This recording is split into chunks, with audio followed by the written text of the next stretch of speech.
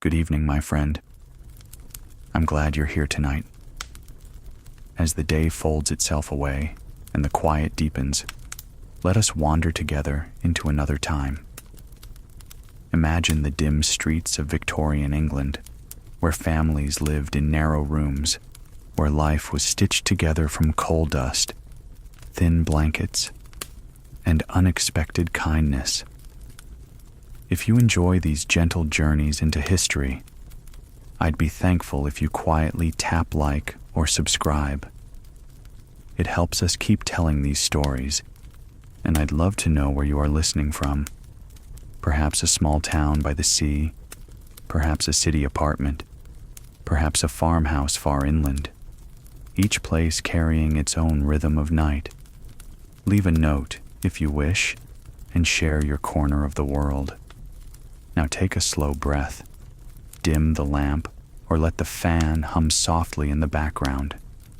Maybe crack the window to feel a brush of night air, or imagine yourself by the fading warmth of an old fire.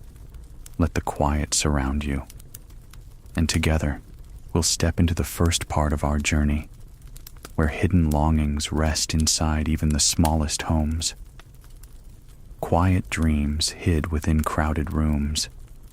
In the narrow houses of Manchester, where bricks pressed close against one another and windows leaked winter drafts, there were still secret longings. They were not shouted, nor even spoken aloud very often. They lived in the glances of children, in the softened sighs of mothers, in the heavy silence of fathers who carried the dust of mills home on their shoulders. Each morning began with a cold so sharp it made the skin prickle. Yet even in that bite of air, there flickered small dreams. A boy wished for boots without holes, not to be rich or grand, but simply to walk without the sting of wet stone seeping through his toes. A girl traced patterns on the window's frost and thought of dresses in colors brighter than the soot-gray world outside. Their wishes were not extravagant, but in them lived the stubborn spark of humanity. Mothers, too, carried quiet dreams. As they stirred thin porridge, they thought of fuller tables, bread not weighed heavy with chalk, butter not scraped so thin. Sometimes in the hush before dawn, a mother let herself imagine her children laughing without coughs, running in a green field instead of coughing in a mill's dark throat. She would never speak it, but the picture lingered as she folded worn clothes or fetched water from the pump. And fathers, weary from long days bent over machines, dreamed of air clear enough to fill their lungs without rasping. They longed for a moment's breath, free from fibers that clung and burned, for work that did not gnaw away at their very strength. These longings sat quietly in their chests, unspoken because the day's demands left little room for words. Yet, if you walked slowly through those narrow streets, you might sense it. A child's hand pressed against a bakery window, eyes wide at the sight of golden loaves. A neighbor stopping at the doorway, lingering just long enough to imagine a world where time itself was not sold by the hour. Wishes tucked themselves in such gestures, silent but steady. What made these dreams remarkable was not their size, but their persistence. Even when soot clouded the sky and hunger sharpened the edges of life, people still carried them. They were the invisible threads binding one day to the next, the reason men rose from straw mattresses and children tied on patched shoes. Without those dreams, life might have unraveled entirely. The world around them offered few promises. Disease lurked in every gutter, accidents waited at every machine. And still, someone planted a geranium in a cracked pot on a windowsill.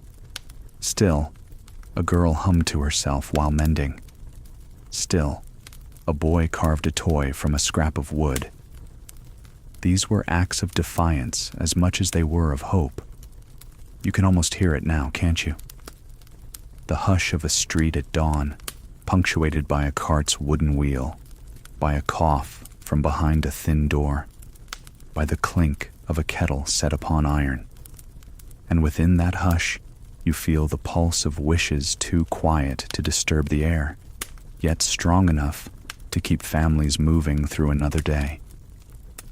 In the end, the crowded rooms of Victorian England held more than hardship. They held longing, the kind that kept eyes searching, that made people believe tomorrow might carry some small relief. Not a grand escape, perhaps, but one more morning where the bread rose warm, or the cough eased, or a child's laughter filled the space before silence returned. A penny saved whispered of sweeter hours. By the time the sky shifted from iron gray to a weak lavender, the little house had begun its slow, familiar stirring.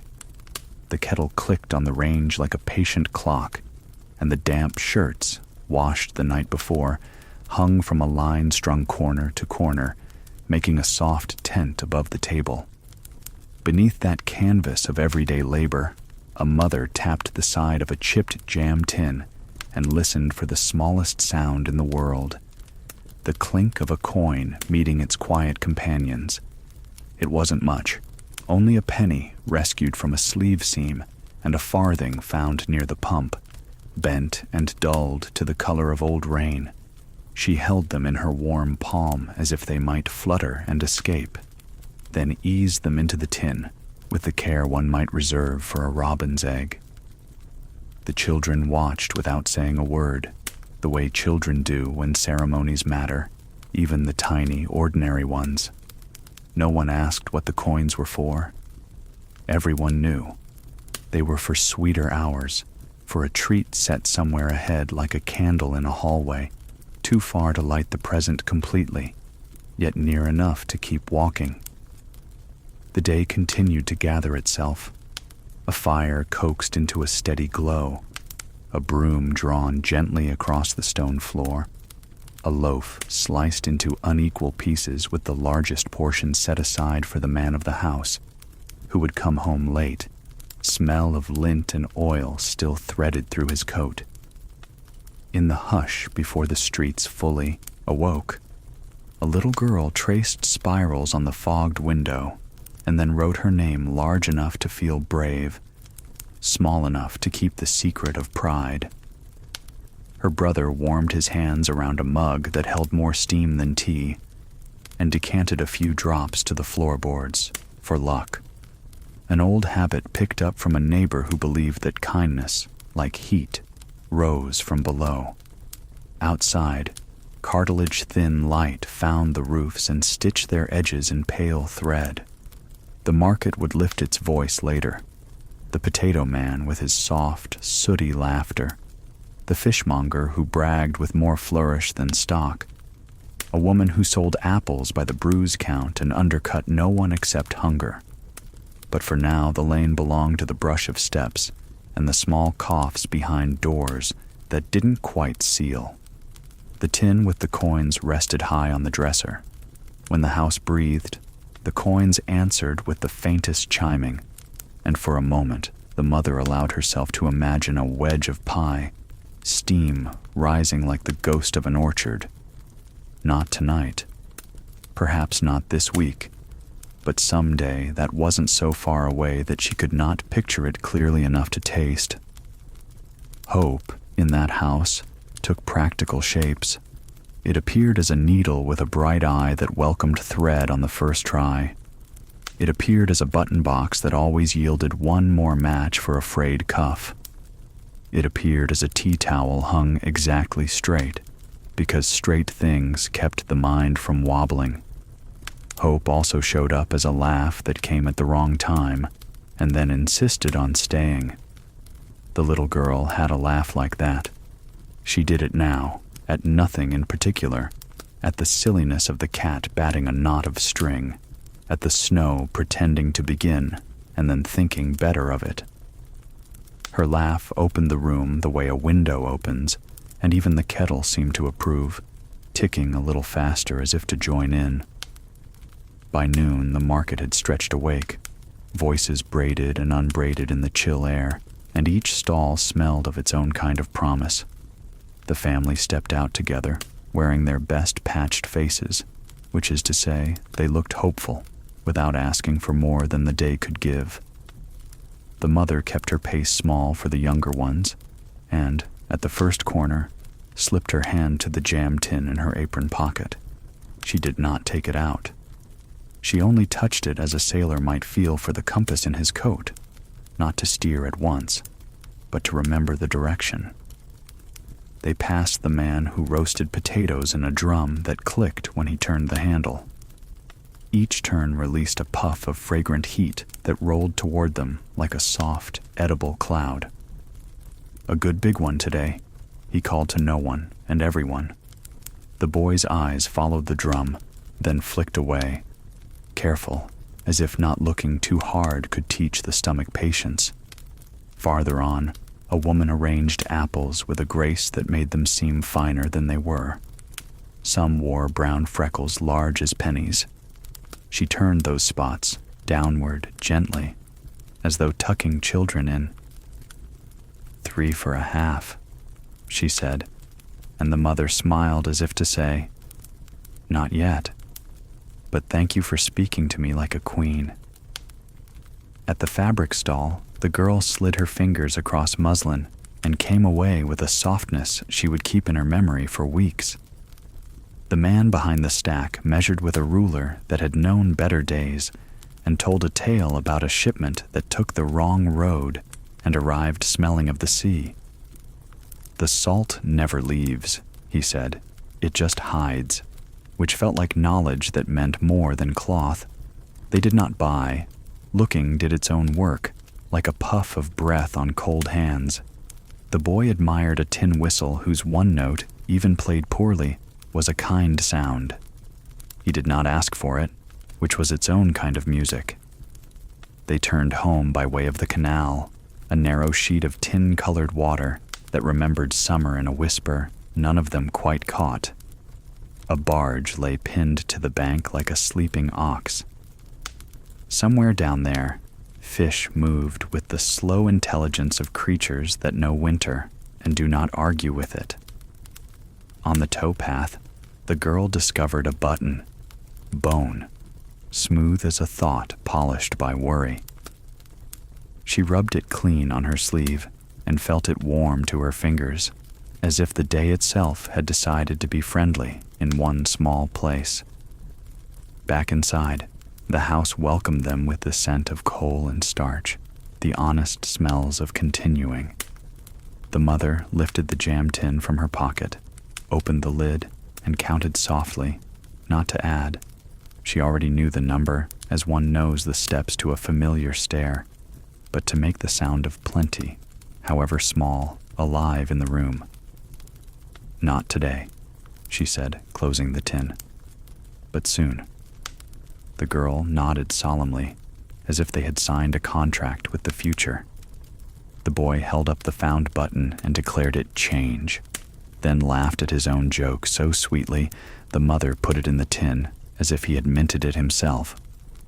Later that afternoon, during the kinder half of Saturday, a neighbor tapped on the door with news that a cousin had sent a paper from London.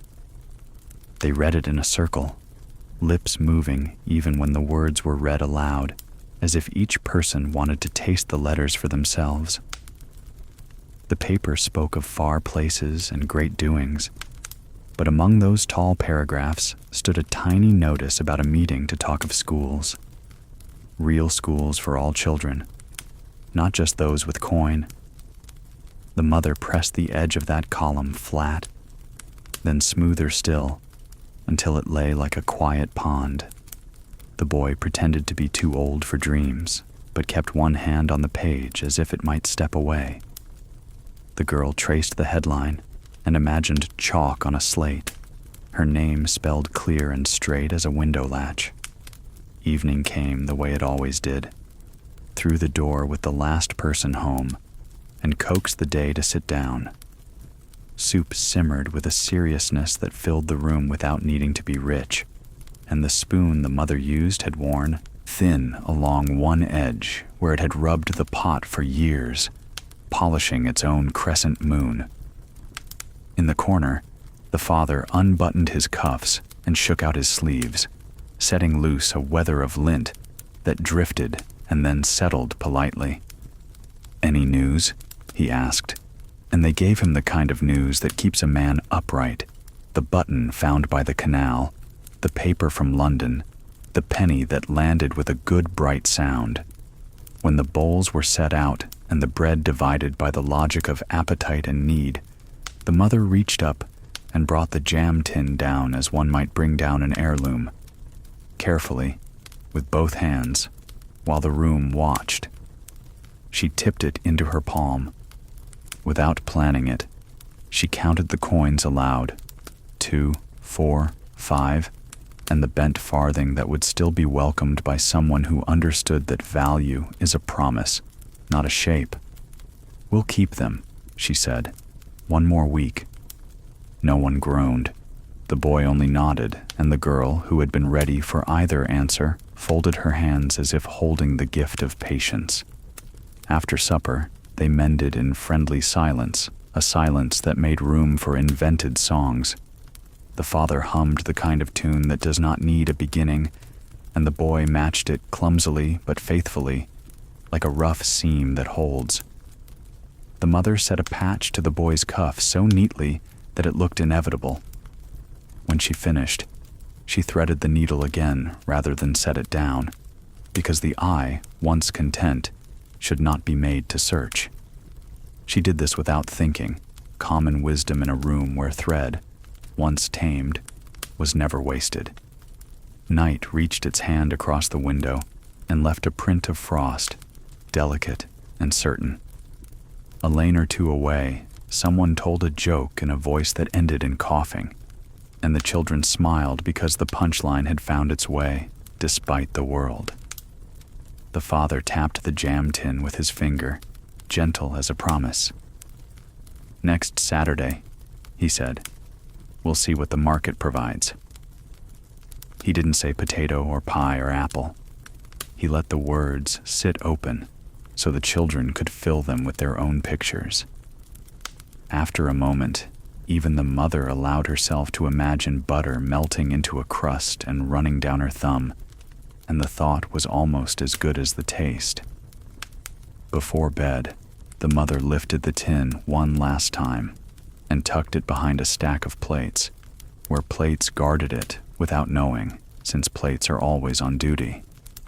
She wiped the table with a square of cloth that had once been something else and would be again, because everything in the house had a longer story to tell if you traced it backward. The girl yawned a soft, surprised yawn that made the cat look up, offended, then forgiving. The boy wound the whistle of his day back into his chest and promised himself not to dream of drums turning. In the small room upstairs, where the roof sloped like a bowed head and the beds ran lengthwise to make the most of narrow space, the children arranged themselves carefully. There is an art to fitting several bodies into piece. It relies on forgiveness and the patience to keep to your side of the blanket. The girl thought of the apple woman's hands and saw in them a kindness that did not ask to be noticed. The boy thought of the potato drum and measured hope in clicks and turns. Their mother smoothed hair, tucked wool, and told them a story that had no wolves and no villains, only a road and a house at the end of it where a lamp burned for late travelers. She did not say the house was theirs. She simply let the lamp shine. Downstairs, the father set the kettle for morning and leaned his elbows on the table, palm to palm as if warming more than skin. He did not count wages or the days until rent, not tonight. He let the quiet stand. 4 walls, a roof that held, a tin that wasn't empty, a laugh that had visited, a notice in a paper about schools, a button found by water. He touched none of it, so as not to break the spell. Outside, the market was dark now, the voices gone, the drum cooling to silence, an apple perhaps rolling itself into the corner of a stall for a lucky child to find tomorrow. The canal lay black and agreeable. The air held its breath, as if it had joined the family in waiting kindly for next week. By the time midnight unhooked itself from the clock and drifted toward 1 o'clock, everyone slept except the mother, who woke for a moment and listened. She heard the house settling, the pop of a board remembering its tree, the cat traveling lightly from chair to chair, the wind fingering the sash as though testing a melody. She reached, without turning on a lamp, for the jam tin and held it against her chest. It made no sound now. Coins sleep too.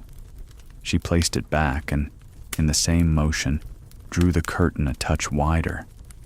One small, honest star stood over the roofs, not bright enough to brag, only steady enough to be believed.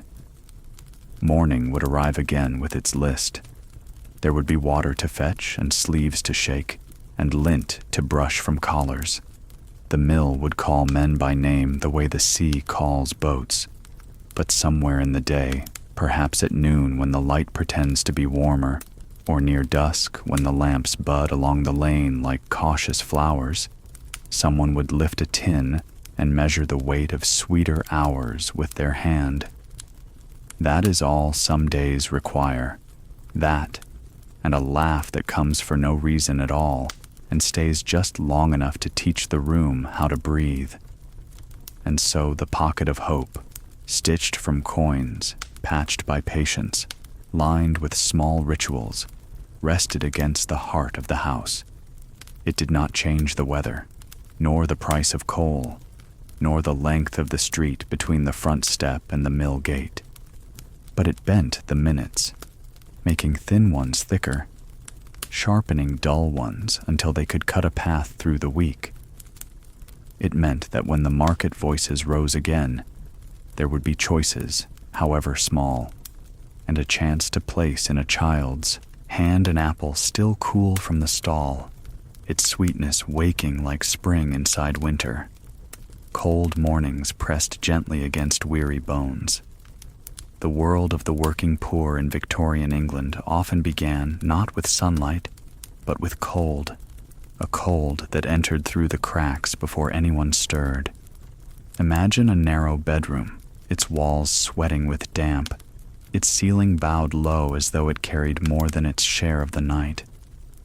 In that dim space, before dawn dared to show its pale shoulder, a family lay huddled together, their breaths rising like faint smoke into the chill air.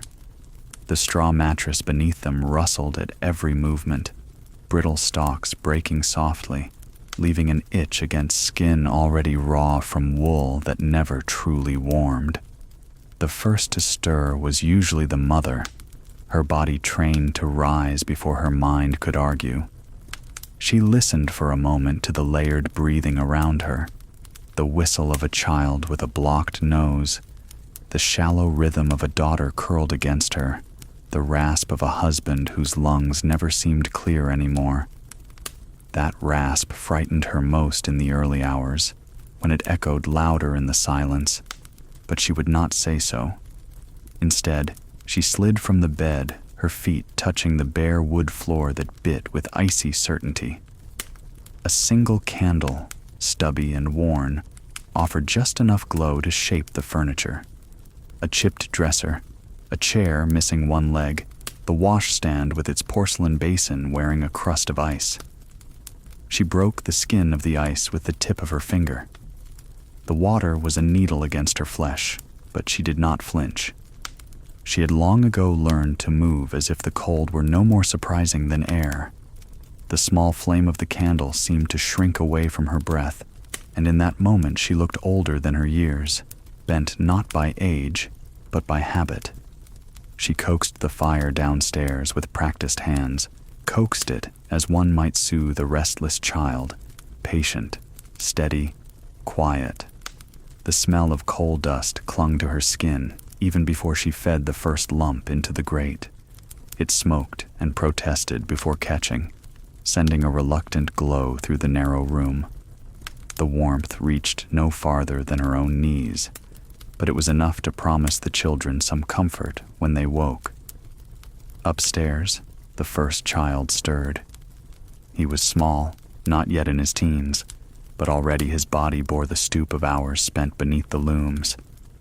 He rubbed his eyes with fists that left smears of gray on his cheeks, the grime of yesterday never fully washed away. Beside him, his younger sister whispered into the dark, asking if it was morning. Her brother answered, not with words, but with a groan, for he knew what morning meant. Another day bent toward machines, another day counted out in pennies. The father coughed hard then, turning to the side to catch the sound in a rag that was already stiff with use. He muttered something that might have been a prayer, or might have been a curse.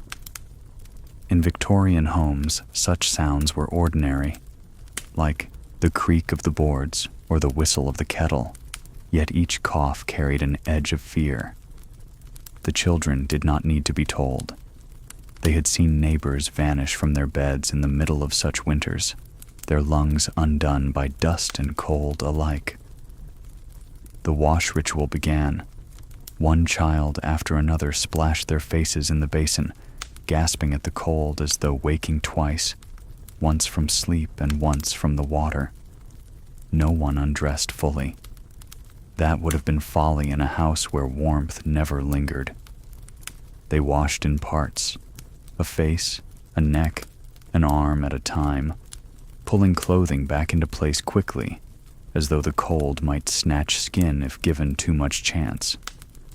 The brown soap, harsh and smelling faintly of ash, skidded across the water without truly lathering.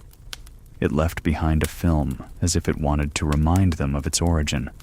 Fat and lye boiled together into a lump of survival. Dressing was another layering of defenses.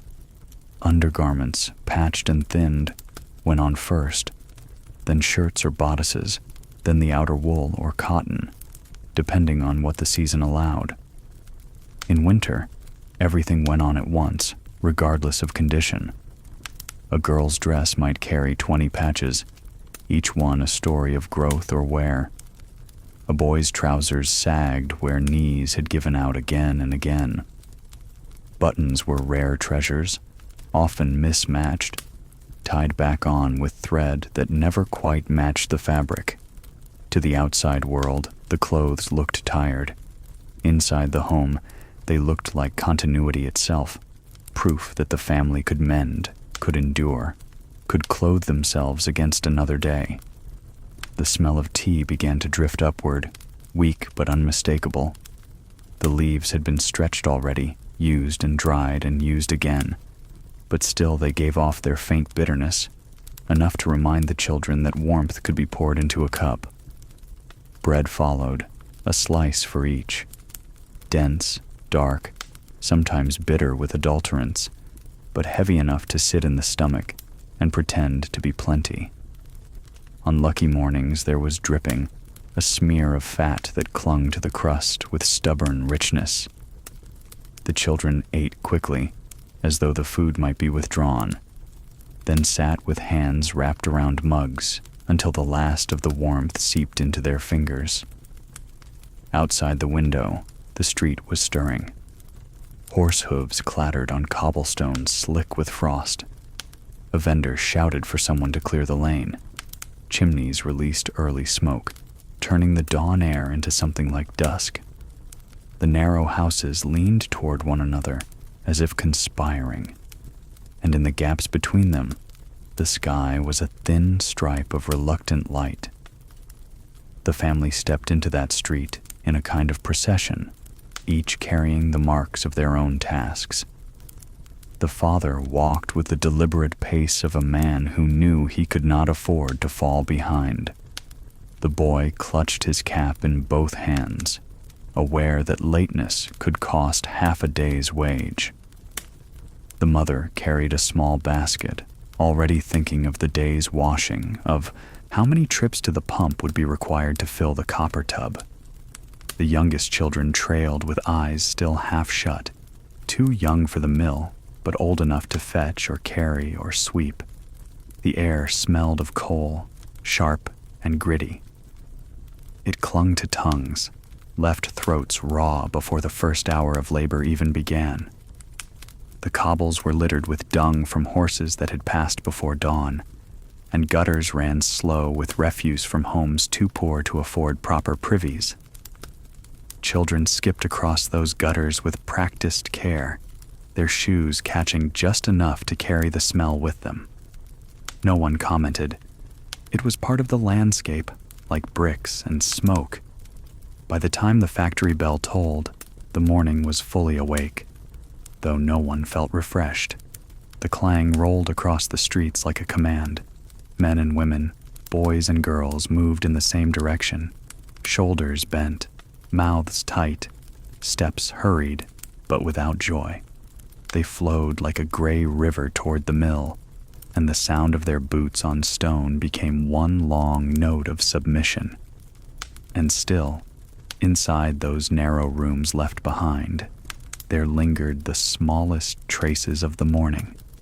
The candle stub guttering on the washstand, the half-empty basin clouded with soap film, the smell of bread crust still warm in the air. They were signs that life, however thin, had gathered itself once more. Tomorrow it would do the same, and the day after, until something stronger than habit interrupted. Morning in a Victorian worker's home was not simply the start of another day.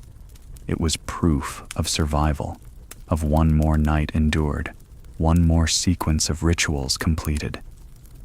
In the harsh rhythm of industrial life, these small beginnings mattered deeply. They kept the family's story turning forward, page by page, even when the ink of hardship threatened to blot the words. Cobblestones carried the first steps of day. When the first rim of daylight touched the brick chimneys, the streets of the city stirred like a creature reluctant to wake. It was not sudden, not the kind of awakening marked by trumpets or fanfare, but a gradual loosening, as though the stones themselves had to stretch their shoulders before permitting footsteps. The cobbles, slick with frost, caught the pale light in broken patches, and every sound echoed with double force in the narrow lanes. To walk those streets at dawn was to hear the city gathering its breath, readying itself for the day's long exhalation of labor. Children were often the first to appear, their bodies light and their tasks immediate. They darted from doorways clutching brooms or buckets, their hair still pressed flat from crowded beds. A boy no taller than his broom swept a small patch before his home, not because cleanliness was expected, but because coal dust drifted like a permanent fog and would otherwise choke the threshold. His strokes were quick, his nose red, his eyes watery from the cold. Across the way, a girl hurried with a jug toward the pump, her feet striking the stones with the rhythm of urgency, for water was life, and to fetch it early was to guarantee enough for washing, cooking, and drinking before the pump queue grew too long. Vendors followed soon after, their carts groaning against iron wheels. The potato man rolled his blackened drum into position, the smell of last night's ashes still clinging to it. A fishmonger lifted his voice in a practiced cry that sliced through the morning haze. "Fresh herring!" Fresh from the coast, cheap today, cheap today. Though fresh often meant a journey of days, the sound itself was reassurance. Life was being offered, traded, sustained. Horses clattered past, breath streaming like smoke from their nostrils, hooves ringing a metallic note on the hard stones. Their drivers hunched against the cold, their coats stiff with weather, eyes set on markets not yet awake. Every doorway carried its own small story. A mother leaned on her frame, arms folded tight across her chest, watching her older children disappear toward the factory. She said nothing, but her silence wrapped around them like a benediction. In another doorway, an old man drew on his pipe, its ember the brightest point in the street, as if he alone commanded a tiny sun. His hands trembled, but his ritual never faltered. The pipe was not pleasure alone, but rhythm, a mark against the formless drift of days.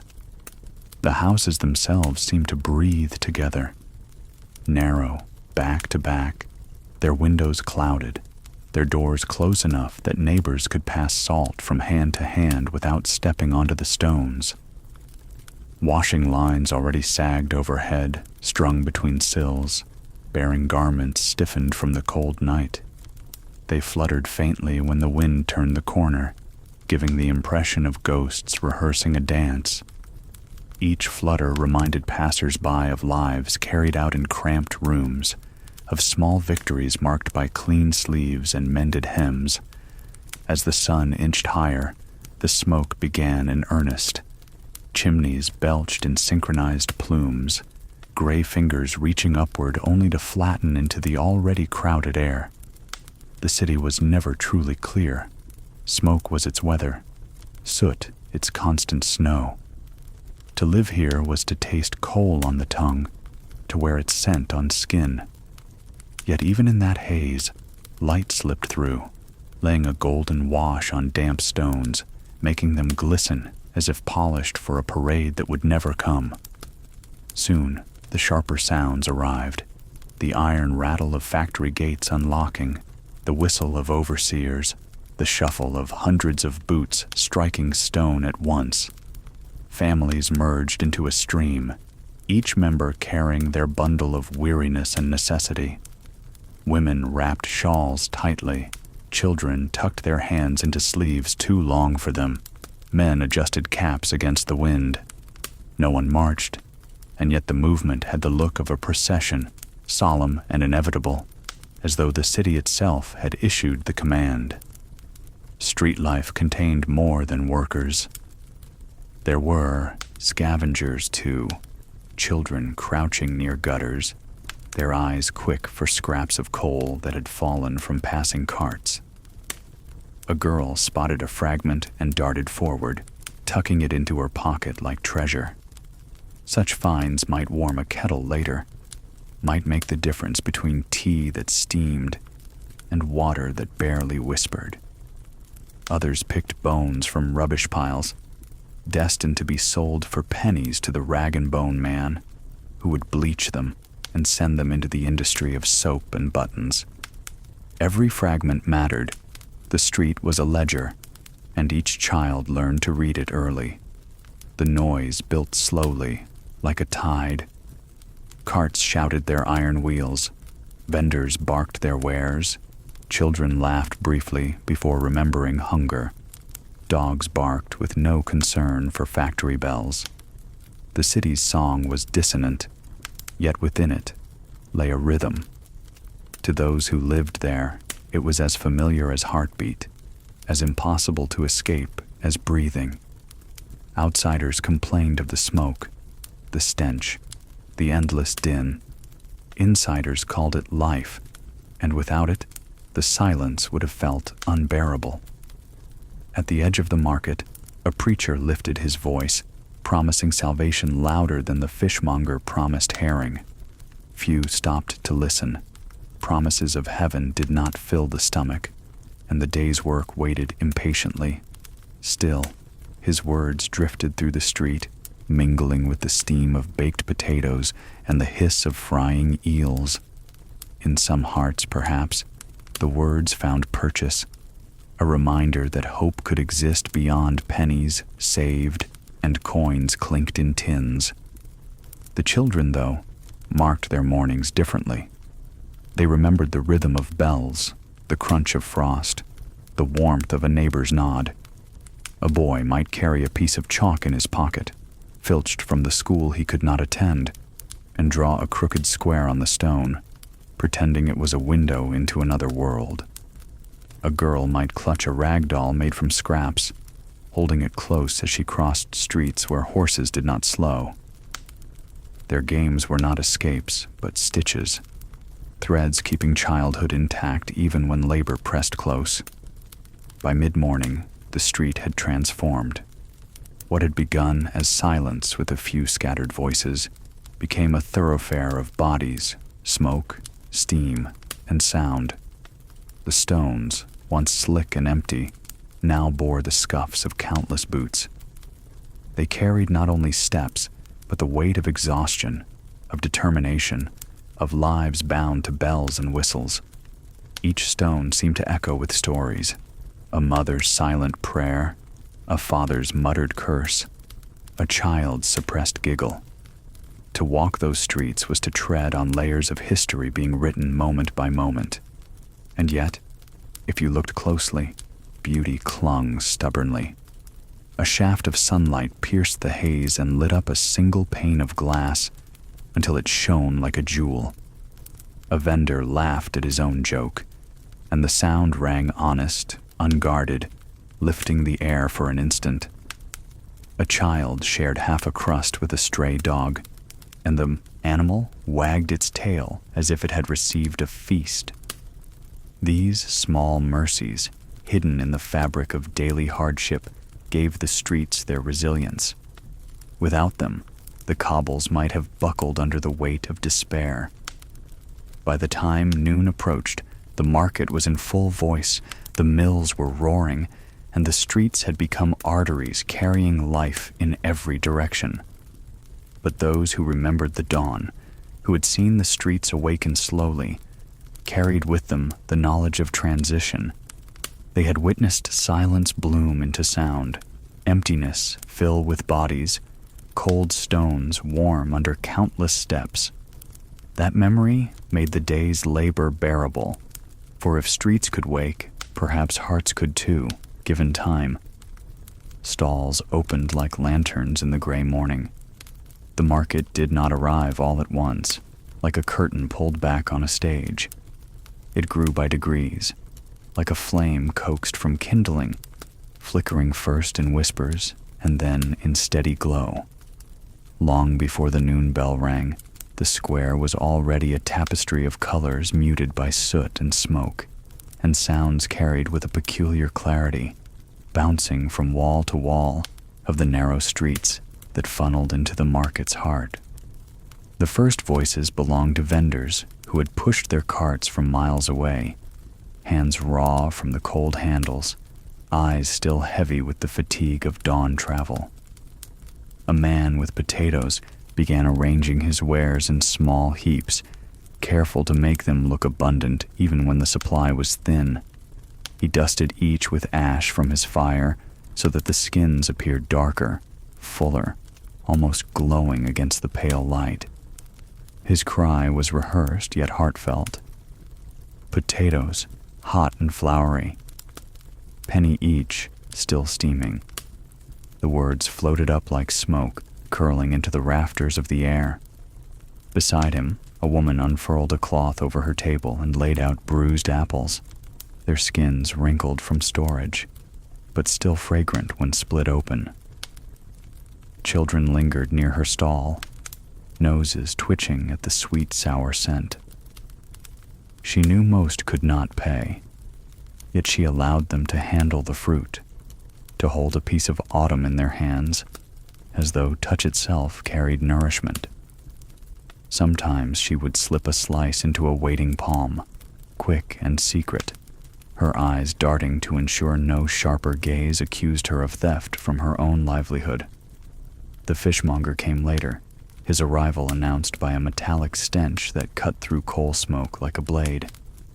His voice was thunder, meant to drown every competitor within earshot.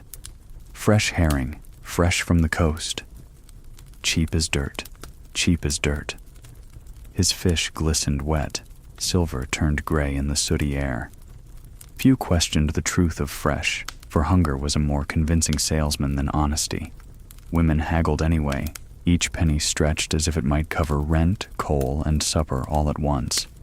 He countered with rough humor, insults softened by the grin that accompanied them. Bargains were struck in a ritual older than the city itself. The smells of the market layered themselves into the morning air. Roasting chestnuts popped in iron pans, their sweetness carried like memory across the cobbles. A man cracked them open with blackened fingers and offered them to passers-by wrapped in scraps of newspaper, the steam rising into grateful faces.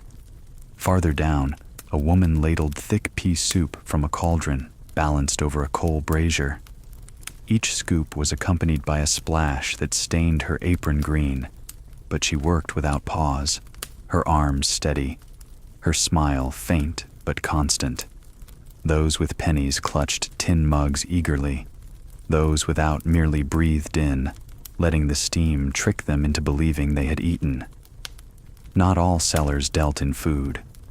The rag-and-bone man rattled past with his cart, its wooden wheels protesting each turn. He collected cast-offs, bones for grinding into buttons, rags for paper-making, bits of metal for smelting. Children chased his cart, tossing him scraps in exchange for farthings. Their small transactions rang with laughter, though their laughter was edged with want. He, too, was part of the market's song, the deeper note that reminded everyone that nothing went unused, nothing wasted when survival balanced so finely. If one stood still in the middle of the square, eyes closed, the market revealed itself as symphony. The low drone of bargaining blended with the higher pitches of children calling, the sharp strikes of horses' hooves on stone, the hollow clang of a pot set too hard upon its brazier. Somewhere, a street preacher lifted his sermon, each, repent, echoing like a hammer blow, only to be answered by the sing-song cries of sellers determined that fish, bread, and potatoes mattered more immediately than eternal souls. The voices rose and fell, collided, overlapped, then parted again, like waves breaking endlessly against stone. The buyers carried their own stories into the noise. A widow in a faded shawl counted her pennies 3 times before daring to extend her hand for a loaf of bread. Her fingers lingered on the crust, pressing the hardness that revealed how stale it truly was. A coal miner, his face already blackened though the day had barely begun, bought a meat pie with fillings so uncertain it defied naming. He ate it standing, grease dripping onto his boots, each bite both sustenance and gamble. A group of children pooled their coins for a single baked potato, breaking it apart carefully into equal shares, steam rising between their eager hands like prayer smoke. Some moments startled even the weary crowd. A horse reared suddenly, spooked by a barking dog, and the cart it pulled tipped, spilling barrels of onions across the stones. People lunged instinctively, not to help, but to gather. Onions rolled like marbles, and hands snatched them up with desperate speed. The driver shouted, cursed, waved his arms, but within minutes the barrels were empty, their contents scattered into a dozen aprons and pockets. Hunger recognized no ownership.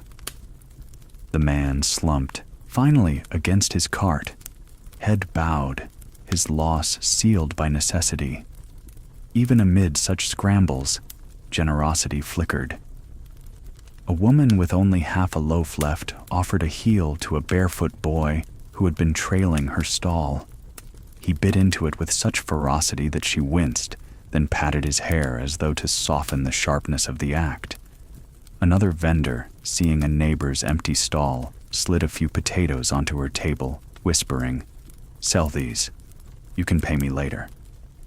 The market thrived, not only on coins, but on these exchanges of trust, these quiet loans that rarely saw formal record, but often determined whether a family endured the week.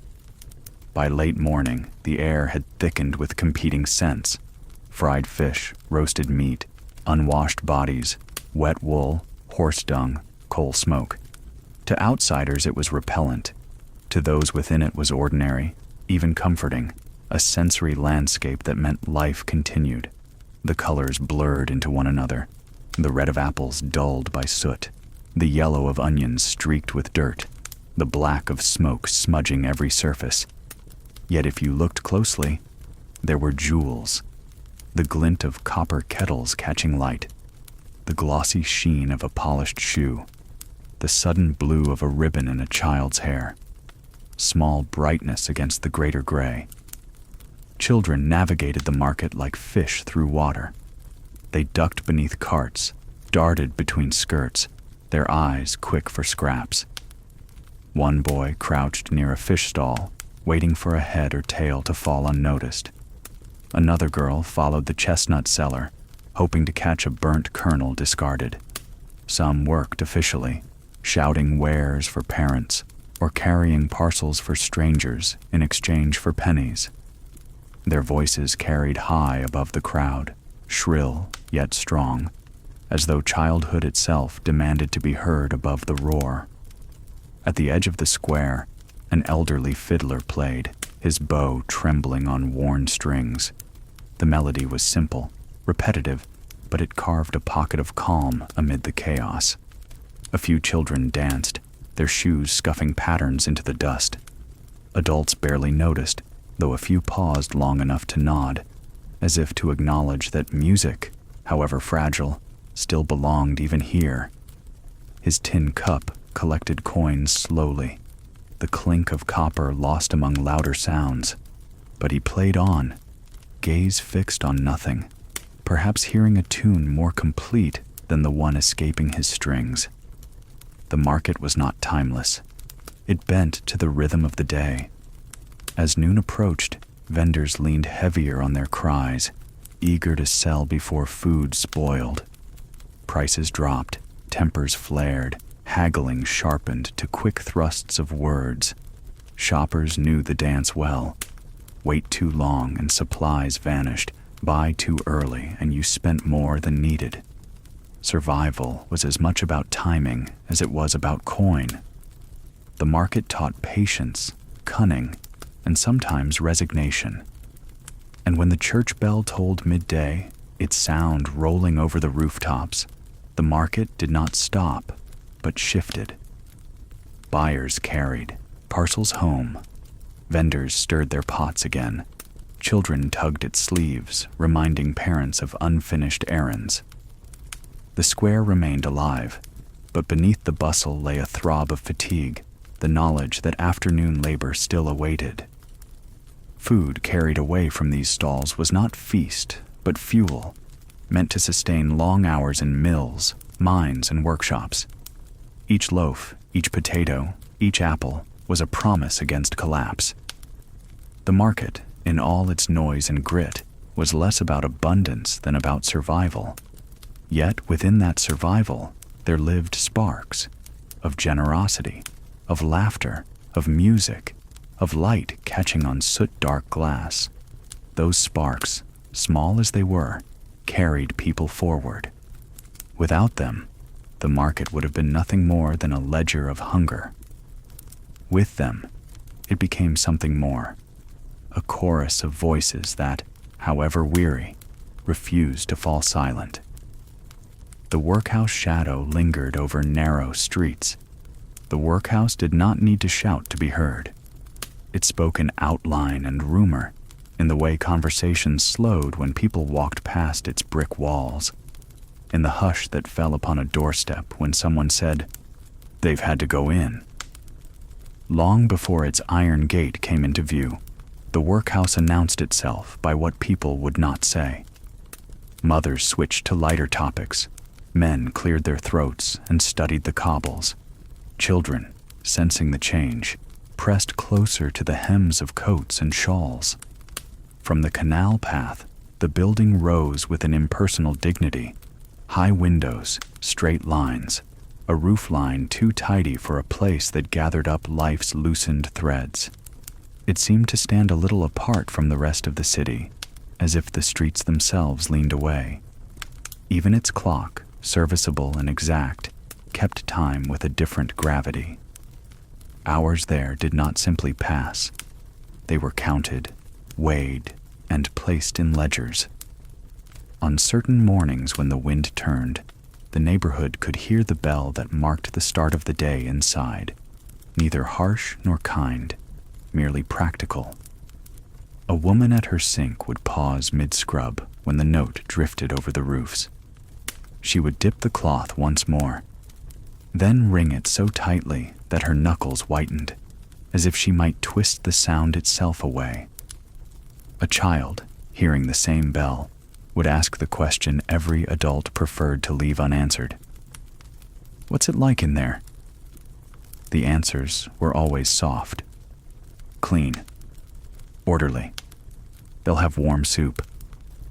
Sometimes this was true. Often the gentlest truth was this, that the workhouse separated people from their lives until their lives could be reassembled into something that fit a rule book. The rules were not written on the front gate, but everyone knew them. Families once inside did not sleep together. Husbands and wives ate in different rooms. Children were lodged apart unless very young. The principle had a tidy name, less eligibility, meant to ensure that relief would never look better than the poorest honest wage beyond those walls. It sounded reasonable to those who did not need it. To those who did, it sounded like a lock turning. Walk the lane that led by the workhouse, and you could count the stories by the pace of footsteps. Here moved a father, slowed by a cough that shook his frame, calculating how many weeks of half-earnings were left before the rentman's knock. There went a widow with a neat bundle, 2 dress lengths, a folded photograph, a Bible that marked more funerals than weddings, telling herself she was going only to ask questions, just questions, to understand the forms. At the corner, children idled, skipping stones against the wall not out of mischief, but because the thud of each throw proved the bricks were still outside them, and they were still outside the bricks. Inside, those who had entered learned to live by new measures. A woman who had spent 15 years making a home out of 2 rooms, and a stubborn spirit now made beds with corners sharp enough to please a matron. A man who once measured his worth by how long he could keep the loom running without a snarl, now measured it by how quietly he could split firewood to the stipulated size. Children, who had known the city by scent and shortcut, knew it now by visiting hours. They watched for a mother's face between iron bars, and when it appeared, they reached through, fingers meeting fingers in a clasp that carried both apology and promise. And yet, the workhouse was not a villain in a story. It was a machine made by people who believed they were tidying misery.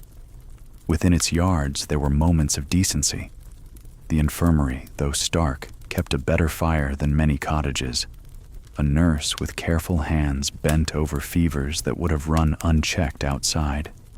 A cook, given fewer onions than her recipe called for, still tried to coax flavor into a pot meant for many. A clerk, precise to the last digit, sometimes hesitated just long enough to find a way to enter a name that allowed a family one more day together. These were small rebellions, practiced so quietly that even those who committed them barely called them courage.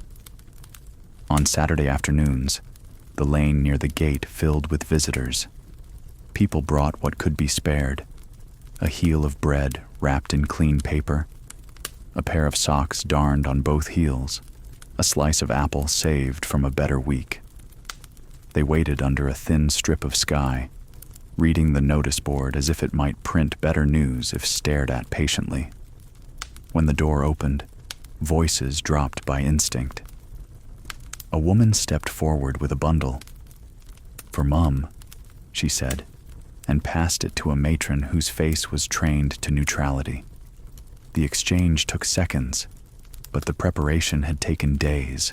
Pennies hoarded, a ribbon retied, a hope worn thin and smoothed again until it would not cut the fingers. Children were the fiercest students of the workhouse's shadow. They learned which path avoided the gate's direct view. They knew that laughter was best kept low when passing, not out of fear exactly, but out of respect for the weight others carried on their backs. Some made a game of counting windows, though they argued about the rules. Did the little panes at the far end count? Did the attic slits? Each invented rule was a talisman, a way to manage the looming shape that would otherwise press too hard upon the day. In the neighborhood, stories multiplied in careful whispers. A man had gone in last winter and come out in spring with his cough eased, the infirmary having kept him alive. A girl had entered with her mother and, after months of laundry work, emerged with hands hard as horn and eyes that still found a way to see light. A boy had learned his letters there from a pale and broom tutor who traded sweeping tips for the alphabet, and he wrote his name on the lint-furred air of the yard as if signing a treaty with the future. These accounts were shared over tea that had been used one too many times, the leaves pressed for another cup, as if stories could be steeped again into usefulness. Not all paths to the gate were the same. Some families arrived with the brisk despair of people who had fought well and long against arithmetic, wages versus rent, coal versus bread, and finally lost. Others came slowly, asking at the parish for help that did not stretch, turning to cousins whose rooms were already crowded, selling what could be sold until even the wedding spoon and the clock on the mantel had gone to stay with a friend. The phrase people used, when an object was so loved, it could not be said to be pawned. The last step, the one that crossed the threshold, was almost always taken with the head held level, as if a straight gaze might bargain with the walls. On Sundays, the workhouse chapel filled with the kind of singing that clung close to the ground. It was not the vast swell you heard from cathedrals, but a determined murmur that kept time with breathing. People sang because the notes organized sorrow into something countable. One woman, seated near the back, pressed her hymn book flat each week, smoothing the same page until the edges grew soft. She never quite sang on pitch, but those beside her found they did not mind. The sound she made reminded them that even ragged threads can be woven into a chorus if held together long enough. Outside, the city carried on with its own rituals. At the market, a potato split under a knife released a small storm of steam. At the pump, a coin bent by some forgotten accident still purchased its share of water. At the mill, a child's cap, too large, then too small, marked a birthday more surely than any calendar. The workhouse watched this procession of ordinary bravery and took in those who fell behind the pace. It was a net with coarse ropes. It caught. It also chafed. There were, too, softer edges if you looked for them. A matron who had seen too much solitude sometimes paired soap-making duty with laundry for two women who had entered on different days, allowing conversation to develop the way yeast grows in warm dough, slowly, quietly, then suddenly a new shape. A doctor, tired in the way of men who carry too many hearts in their coat, taught a boy to count a pulse, to read the small drum of life at a wrist. The boy, later, would count his mother's pulse at home and declare, with the confidence of 12, "You are strong as a clock," and she would feel it to be almost true. If you passed the gate at dusk, the building changed its tone. Windows went from mirrors to lamps.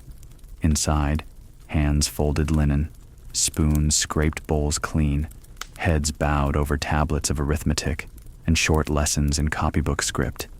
It would be ugly to pretend that kindness ruled. Order did. But order, when trimmed with a thread of consideration, held more gently than its reputation. The city's poorest learned this and stored it alongside other facts, where the cheapest coal could be had, which baker kept bread until evening and sold it for less, which neighbor loved to lend but had to be asked in a certain way. There were warnings, of course, issued in tones meant for instruction but shaped by fear. "Keep your rent paid up," one woman would say to another at the pump, "for the workhouse keeps a book of names." A man with a weary smile added, "And walk straight near their wall. It makes the day shorter." Advice turned into proverbs, and proverbs into a map of how to step carefully along the edge of a system larger than anyone's life. Children drew pictures in the dust with sticks. Sometimes they drew a house with too many windows, sometimes a gate with too many bars. More often they drew a field, a rectangle of green imagined into the gray, where a tree stood with generous shade. They had never had such a field, but they knew the shape of rest by instinct. When a mother saw these drawings, she did not correct them. She let the chalky tree stand. Every life deserved one sturdy branch, even if only on a cobblestone canvas. In certain seasons, the workhouse seemed to inhale. Winter did that, coal prices rising, coughs deepening, daylight thinning. Spring exhaled a little. Some went home, some moved to relatives, some found a job that carried them for another span of weeks or months. The balance was never permanent. It was a seesaw, and the ground beneath it always damp. But there were evenings when a family, newly reunited, set a pot on their own range and ate with the particular grace of people who had eaten elsewhere for too long. The soup tasted of broth and relief. The workhouse, finally, was a boundary stone in the city's memory. It marked where patience ended and policy began. It reminded everyone who passed that there were systems for tidying poverty, and that tidying was not the same as healing. Yet, inside and out, people went on doing the slow miracles, sharing crusts, mending sleeves, learning letters, easing fevers, keeping company with the lonely, finding buttons near canals and calling them lucky. The shadow stretched long, but it did not erase the light. It merely made the light more deliberate. If you walk by in your mind now, at this quiet hour, the gate is closed and the bell is silent.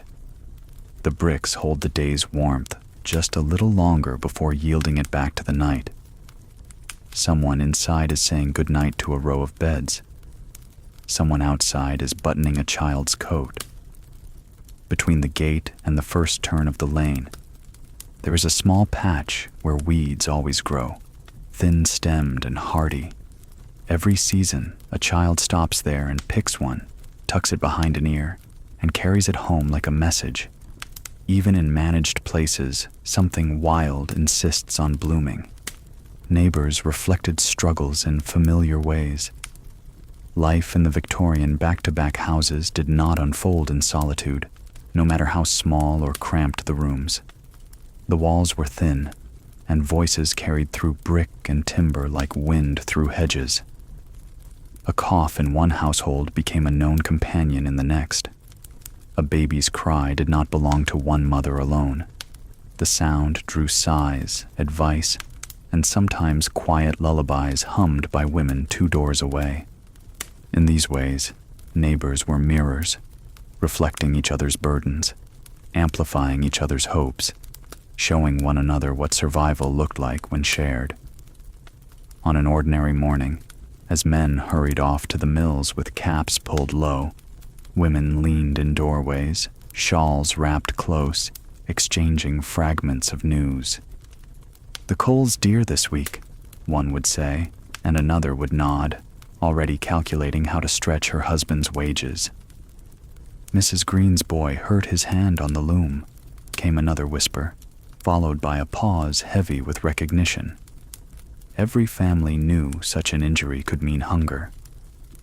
The words themselves carried little volume, yet in their tone was an entire language of sympathy, warning, and endurance. Children, too, reflected one another's fortunes. A girl with patched sleeves would watch her friend in a newer dress, not with envy so much as with recognition that tomorrow the balance might shift.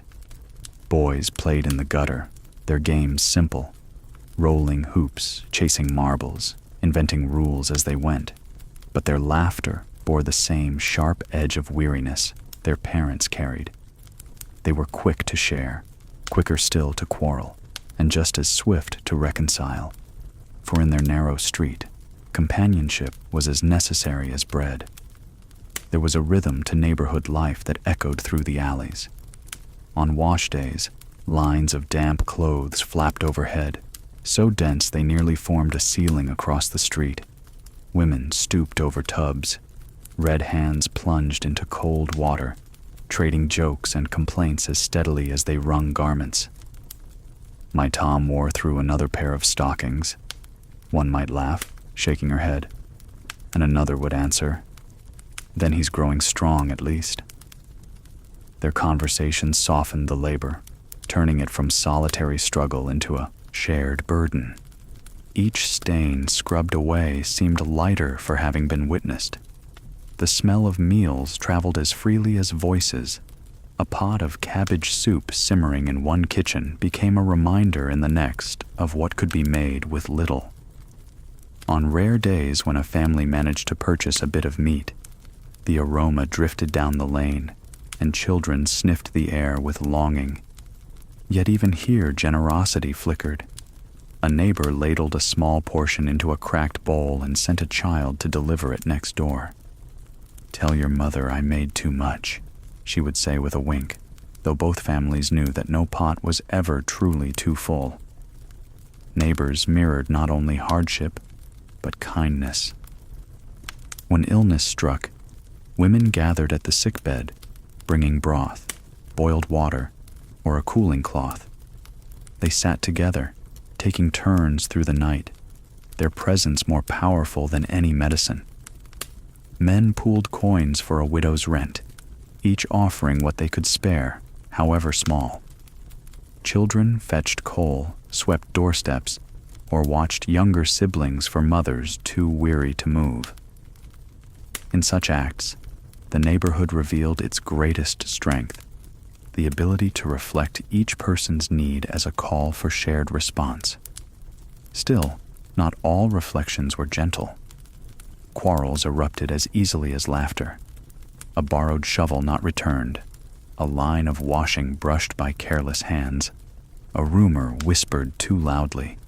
All could flare into sharp words. Yet even these disputes were part of the mirror, showing families what mattered most to them. Pride was guarded fiercely, for pride was sometimes the only possession no one could take.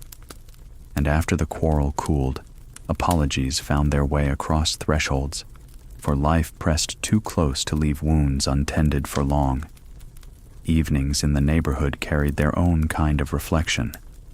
Men returned from work, shoulders stooped, faces gray with dust, and their steps echoed one another along the cobbles. Women stood at doorways waiting, some with bowls of thin stew ready, others with silence heavy on their faces. Children called out from doorsteps, running to meet their fathers, their joy ringing in contrast to the men's weary smiles. The pattern repeated house by house, like lanterns lit one after another, each reflecting the same tired determination to make another day's labor worthwhile. Sundays brought the clearest mirror of all. Families dressed in their best, patched and brushed until the seams nearly shone, and walked together to church. The pews held more than prayer. They held the quiet comparison of one family's fortunes against another's. Who had new shoes? Who had lost weight? Who looked pale? Who looked strong? Yet in the singing, voices blended so completely that distinctions blurred. Rich or poor, patched or neat, all voices rose into the same air, carrying with them the shared hope for rest, forgiveness, and a gentler week to come. In times of grief, the mirror grew heavier. A funeral drew the entire street. Men walking solemnly, women clutching shawls tighter, children hushed by instinct. The loss of one was felt by all, for each family knew how narrow the margin was between survival and despair. A black ribbon tied to a doorframe reminded neighbors not only of death, but of their own fragility. Yet it also called forth support. Meals brought, chores shared, Coins slipped quietly into grieving hands. In grief, the mirror revealed compassion deeper than words. There were moments of joy, too, rare but radiant. A wedding procession down the lane brought out neighbors leaning from windows, cheering as though the couple's happiness belonged to them all. A baby's first cry echoed like a hymn, neighbors smiling at one another even as they rubbed tired eyes. At Christmas, candles glowed in windows, small gifts were exchanged, and children pressed noses against frosted glass to admire makeshift decorations. These joys, reflected across the neighborhood, reminded families that even amid coal dust and hunger, there was still room for celebration. Neighbors learned to read one another's silences as much as their words.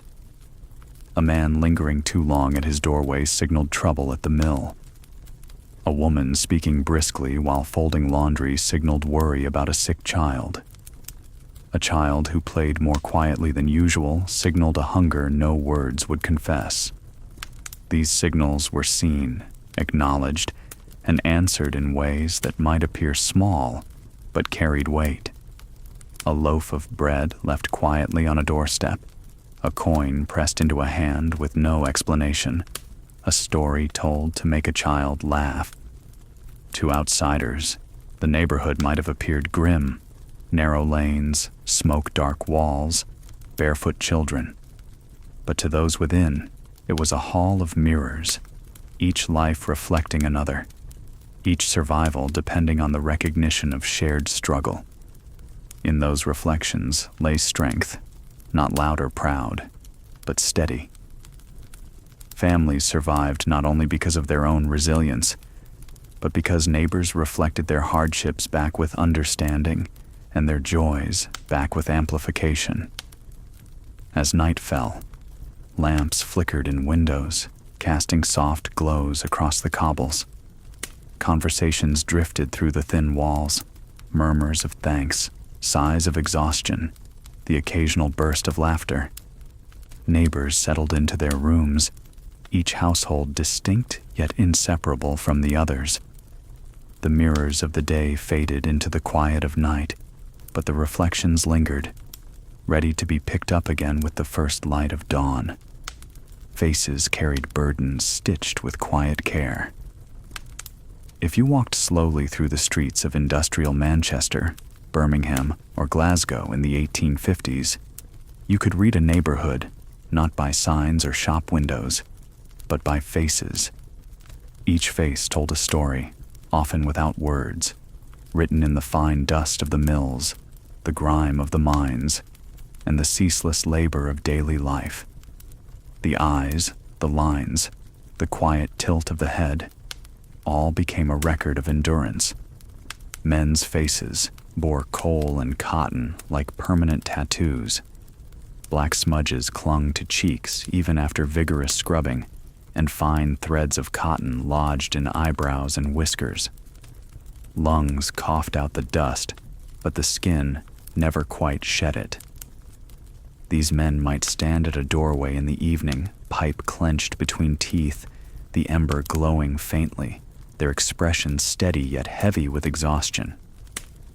Behind their stillness lay the truth.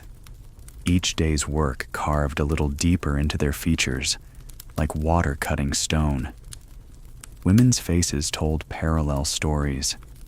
Some were prematurely aged, the weight of pregnancies, household labor, and long hours bending over sewing or scrubbing, leaving them older than their years. Their hands, raw and cracked, touched their cheeks unconsciously, as though to remind themselves that softness once belonged there. Yet within these faces was also an unmistakable glow of resilience. A woman might straighten her shawl, smooth her hair, and step into the street with dignity intact, carrying herself as though to insist that poverty had not claimed her spirit. Children, too, bore burdens on their faces. At 8 or 9 years old, many already carried the sternness of adults. Their eyes often looked older than their bodies, sharpened by the constant need to work, to fetch, to sell, to endure. Some faces shone with dirt that never fully washed away, little smears across noses and cheeks. Yet behind it was the bright flicker of play that refused to be extinguished. Even in hunger, a child's grin could suddenly erupt, startling in its brilliance, a reminder that joy had not been banished entirely. In these streets, recognition came first through the face. A neighbor's eyes revealed whether food had been short that week. A furrowed brow told of rent overdue. A pale complexion hinted at illness, sometimes hidden until it could no longer be denied. Neighbors became readers of each other's countenance, fluent in expressions as though they were scripture. A nod, a glance, a drawn lip, all were signals passed back and forth in silence. There was a peculiar dignity in faces marked by hardship. They did not pretend. The furrows of worry, the set of the mouth against despair, the faint smile in the midst of sorrow, these formed a language of survival. To look into the mirror in such times was to see one's life reflected plainly. No illusions of youth prolonged, no hiding from toil. The truth was written daily in dust and sweat. Yet for all that, people still found ways to soften those lines. A girl tied a ribbon in her hair to brighten her reflection. A man rubbed a bit of lamp oil into his beard to make it shine, however faintly. A mother pinched her cheeks before church, bringing color to skin worn pale. Sundays offered the clearest transformation. On church mornings, faces seemed to lift slightly, smoothed by soap and water, brightened by the effort of appearing respectable. Children's cheeks were scrubbed until red. Women tied their bonnets firmly, and men brushed hair flat with damp combs. For a few hours, the dust seemed less permanent. Respectability was not only for others to see, it was a balm for one's own reflection, a reminder that labor did not erase identity. Yet the contrast between weekdays and Sundays was striking. On Monday morning, the freshness faded, replaced once again by soot, worry, and fatigue. Men's eyes grew bloodshot from mill air, women's faces tightened from endless tasks, and children's cheeks hollowed with hunger. Still, each face told a story not of surrender, but of persistence. They endured, and endurance itself became a mark of beauty, however unconventional. Even in leisure, faces reflected the strain of survival. At the public house on a Saturday evening, you could see it plainly. Smiles cracked, but fleeting, laughter carrying a hollow undertone. Men raised mugs with weary hands, their faces briefly lit by candle flame.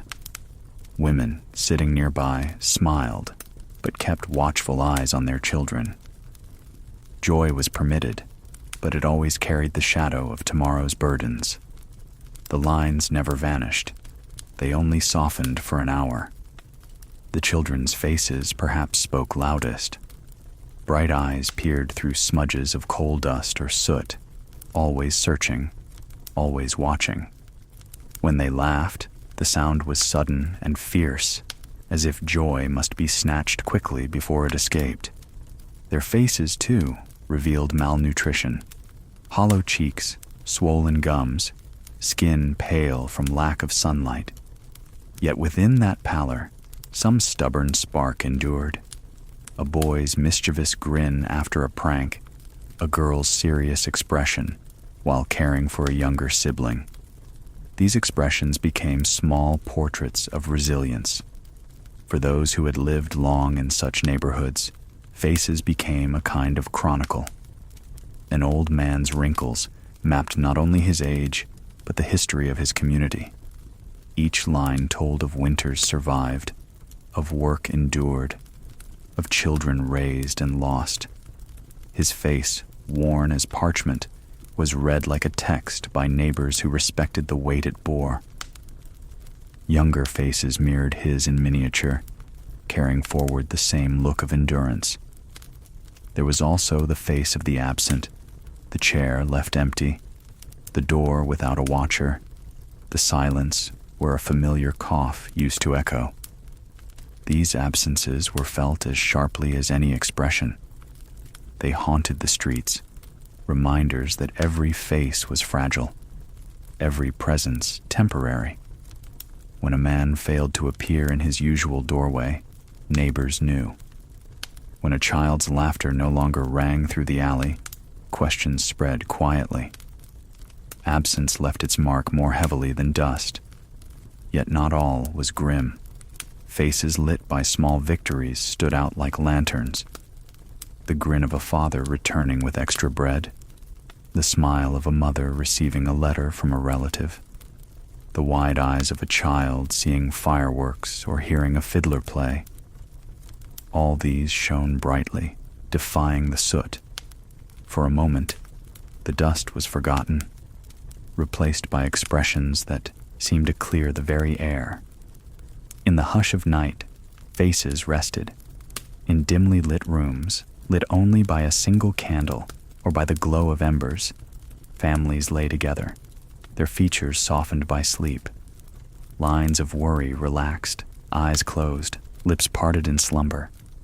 In that state, even the most worn face appeared peaceful, as though the dust had lifted, leaving only the essence of humanity beneath.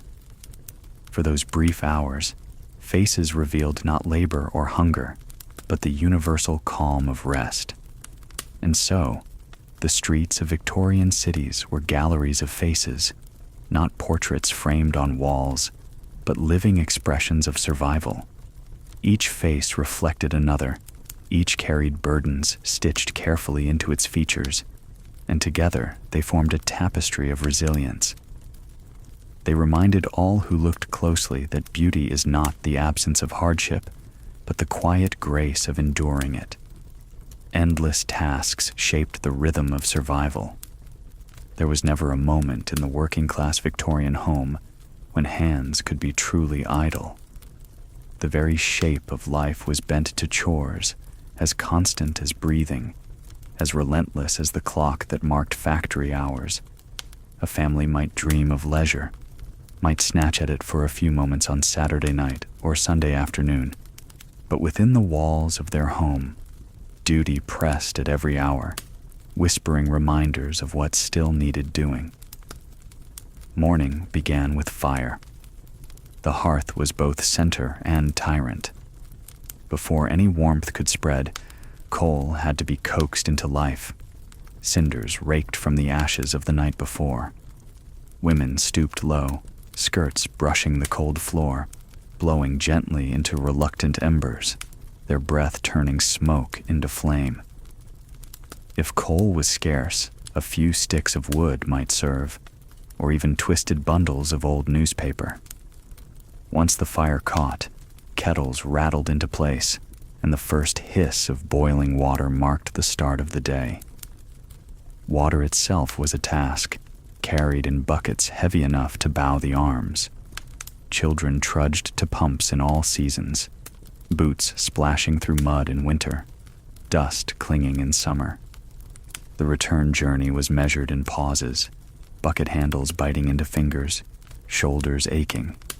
A family might require half a dozen trips simply to fill the copper tub for laundry. And when the water was finally in place, it had to be heated, an hours-long process that turned kitchens into humid caves, steam clouding the panes, dampening walls, and worsening coughs already carved deep by factory air. Laundry was no small duty. Clothes were scrubbed on boards until knuckles burned, soaked in lye that left hands raw, wrung out with twists that strained the wrists.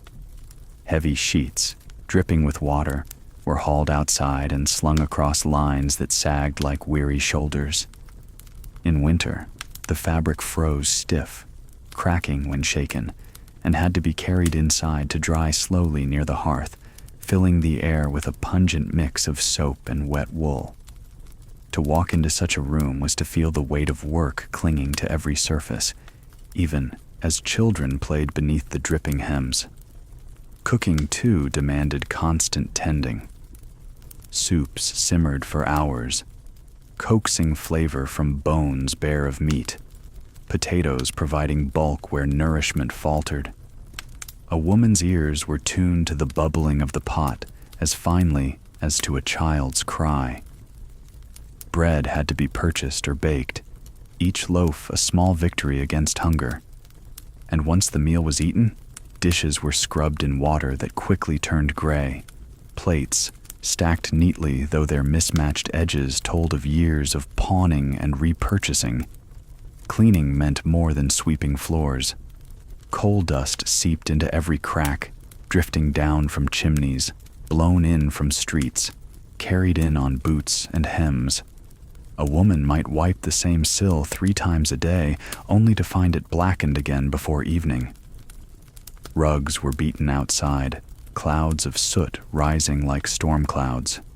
Windows were polished with vinegar until hands ached, though few stayed clear for long.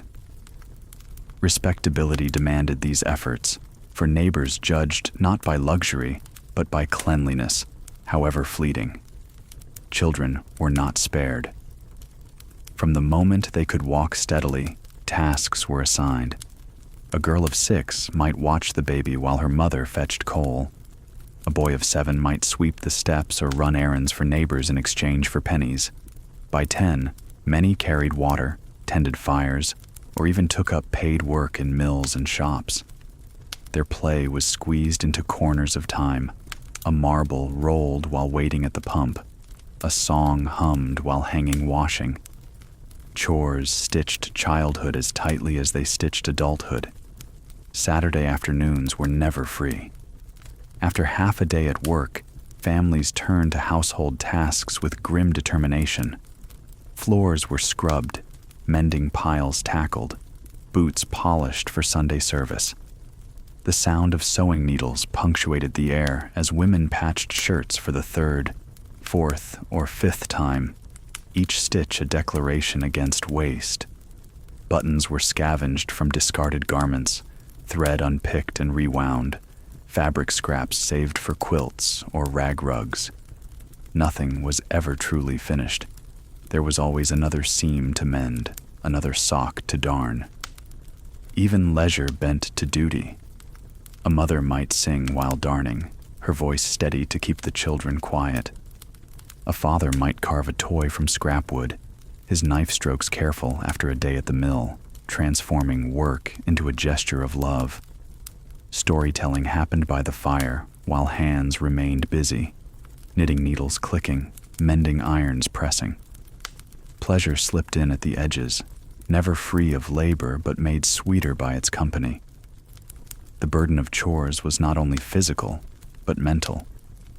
Women carried the endless arithmetic of housekeeping. How many pennies for bread? How much coal to spare? Whether soap could be stretched another week. Their minds ticked like ledgers, calculating, adjusting, fretting. Men carried the weight of wages, of whether they would stretch far enough, of what to do if shifts were cut. Children sensed it all, learning early the way worry shaped a face, the way silence spoke louder than words. Yet there were moments, small and bright, when chores gave way to connection. A mother teaching her daughter how to fold a sheet just so. A father showing his son how to polish boots until they caught the firelight. A sibling helping another tie a bonnet or mend a rip in a sleeve. These lessons, born in necessity, carried forward through generations, binding families not only by duty, but by shared skill. Visitors often remarked on the smell of such homes, the mingling of damp laundry, boiled cabbage, coal smoke, and carbolic soap. To outsiders, it seemed oppressive. To those inside, it was the scent of survival, of lives stitched together by constant effort. Every aroma told of a chore completed, a task endured, a family carried one step further through hardship. The rhythm of chores was as steady as the tolling of bells. Morning fires, midday meals, evening mending, Sunday preparation. Life was marked not by great events, but by small, repeated acts. It was in these acts that dignity resided. The shine of a scrubbed step, the neatness of folded linens, the simple pride in a clean collar, these were victories as real as wages earned. As night drew in, chores did not vanish. Fires needed banking, dishes needed one last wash, children needed settling, clothes laid out for the morning. Women often worked long after the household slept, finishing sewing by candlelight, their eyes straining, fingers cramped. The silence of night held no rest for them, only a quieter continuation of duty. And yet, in that silence, there was also a kind of peace, a sense that for one more day, the family had been carried safely through. To modern eyes, the ceaseless nature of these tasks might seem unbearable. But within the rhythm, Victorians found a strange constancy. The work never ended, but neither did the will to endure. Each day's chores became a thread in a vast tapestry, binding together households, neighborhoods, and generations. It was this steady, unending labor, often unseen, often unthanked, that held the fabric of working-class life together. Small hands fed the hunger of machines. Dawn had only just broken when children's footsteps began to echo on the cobblestones, their shapes huddled against the cold, their bodies too slight for the loads they carried. A lunch pail, a shawl pulled too tightly, boots too big or too thin. All of these marked them as children of the mill. They were not walking to school with satchels of books. They were walking to labor, to the endless roar of machines whose hunger seemed greater than any human appetite. Inside the mill, sound ruled first. The moment the great doors closed behind them, a deafening chorus swallowed the children whole. Carding engines hummed, looms clattered, shuttles cracked back and forth in relentless rhythm. It was a sound that pressed against eardrums until words became useless. Children learned early to read lips, gestures, the flick of an overseer's hand, because the machines spoke louder than any voice. Light filtered through high windows thick with soot, falling in pale beams across the spinning frames. Dust hung in the air like constant snowfall, tiny particles that clung to eyelashes, worked into nostrils, and sank deep into lungs. A child of 8 or 9 might pause to cough, pressing a sleeve against the mouth, but only briefly, for pausing too long risked the overseer's cane or the loss of wages desperately needed at home. The tasks assigned to children were chosen for their size. Small bodies could slip between moving frames, reaching where adults could not. Little fingers tied broken threads, swept lint from under machines still in motion, carried bobbins from station to station. These duties, simple in description, carried dangers unspoken. A finger caught, a hand crushed, a foot maimed. The machines did not slow for childhood. They demanded steady feeding, and the smallest workers were both cheapest and most expendable. Despite this, the children worked with astonishing seriousness. A girl of 10 tied knots with speed that rivaled grown women, her brow furrowed in concentration. A boy of 11 darted under a loom, retrieving fallen spindles with the practiced grace of a dancer, his movements quicker than the overseer's glance. They did not think of themselves as exceptional. They thought of themselves as necessary, as threads in the fabric of their family's survival. Meals were brief and meager. At mid-morning, children crouched in corners, pulling out bread crusts or cold potatoes wrapped in cloth. Water was sipped sparingly, hands trembling as they lifted food in air thick with lint. Some shared without words, breaking a piece of bread in two, offering it silently to a sibling or friend. In those moments, amid the pounding of machines, childhood flickered, the simple grace of sharing, the comfort of companionship. Accidents, however, lurked at every corner. A missed step, a moment's inattention, could change a life forever. Stories traveled quickly. A boy losing 3 fingers, a girl caught by her hair and dragged into machinery, a child crushed beneath a shifting load. These were not rumors, but lived realities stitched into the memories of every worker. Children absorbed them as warnings, reminders to stay sharp, to move quickly, to obey the rhythm of the machine more faithfully than their own heartbeats. Yet alongside fear was resilience. Children sang under their breath, snatches of hymn tunes or nonsense rhymes that steadied their steps. They invented games in scraps of silence, competing to tie threads fastest, or to count how many shuttles passed in a minute. In the midst of danger and monotony, their imaginations refused to die. The mill, for all its crushing weight, could not silence every laugh, every grin exchanged between 2 tired faces. When the day ended, bodies spilled out into the fading light, shoulders hunched, eyes stinging. Children trudged home with the same heaviness as their parents, though their legs were shorter, their energy stretched thinner. Some still found breath to skip a stone or chase a hoop down the lane, desperate to reclaim even a few moments of play before supper and sleep.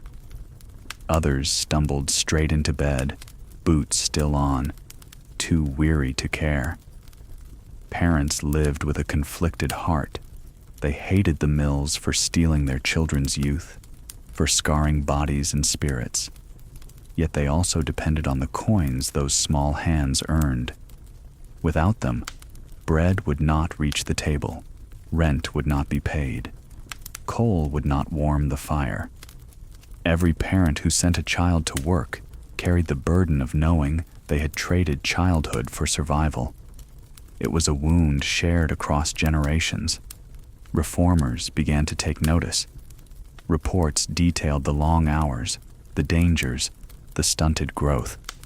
Debates in Parliament echoed faintly into these streets, words like factory acts and child protection trickling into conversations at pumps and doorways. Parents listened with skepticism. Laws were promised, sometimes passed, but enforcement lagged. Even when hours were reduced on paper, overseers found ways to stretch them in practice. And so children continued to rise before dawn, to shuffle through soot and fog, to feed the mills their labor. Schooling was patchy at best.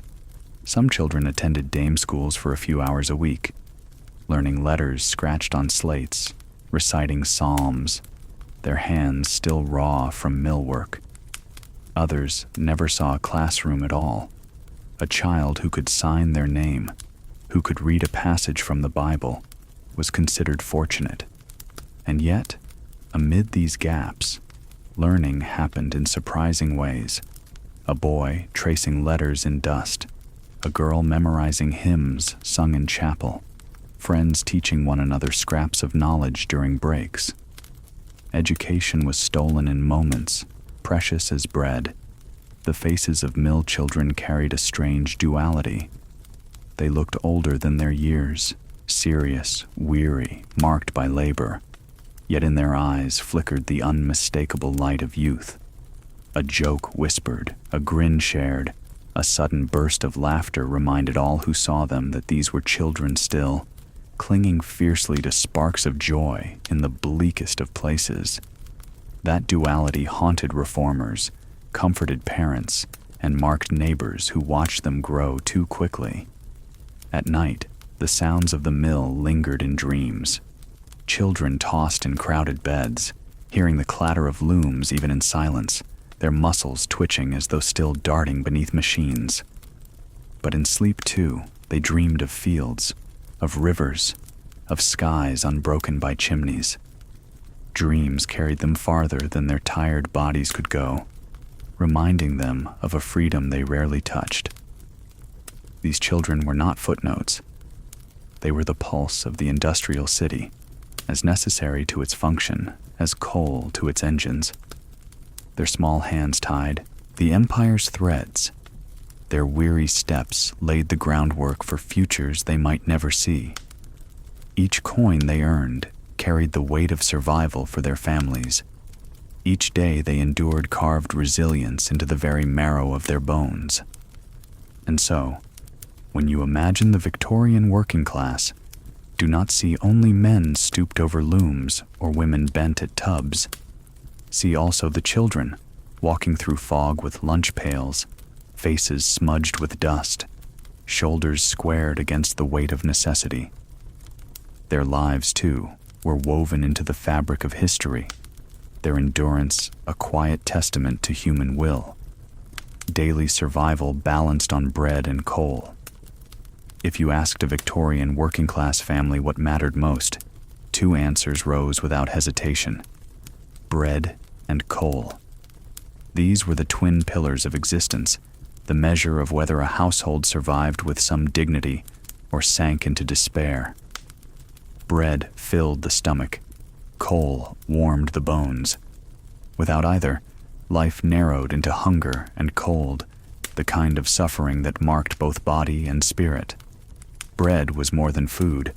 It was sustenance itself. A crust softened in tea might serve as breakfast.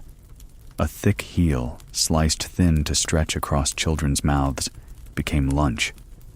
When fortune smiled, a fresh loaf, its crust browned and its crumbs still warm, brought a sense of celebration, however modest.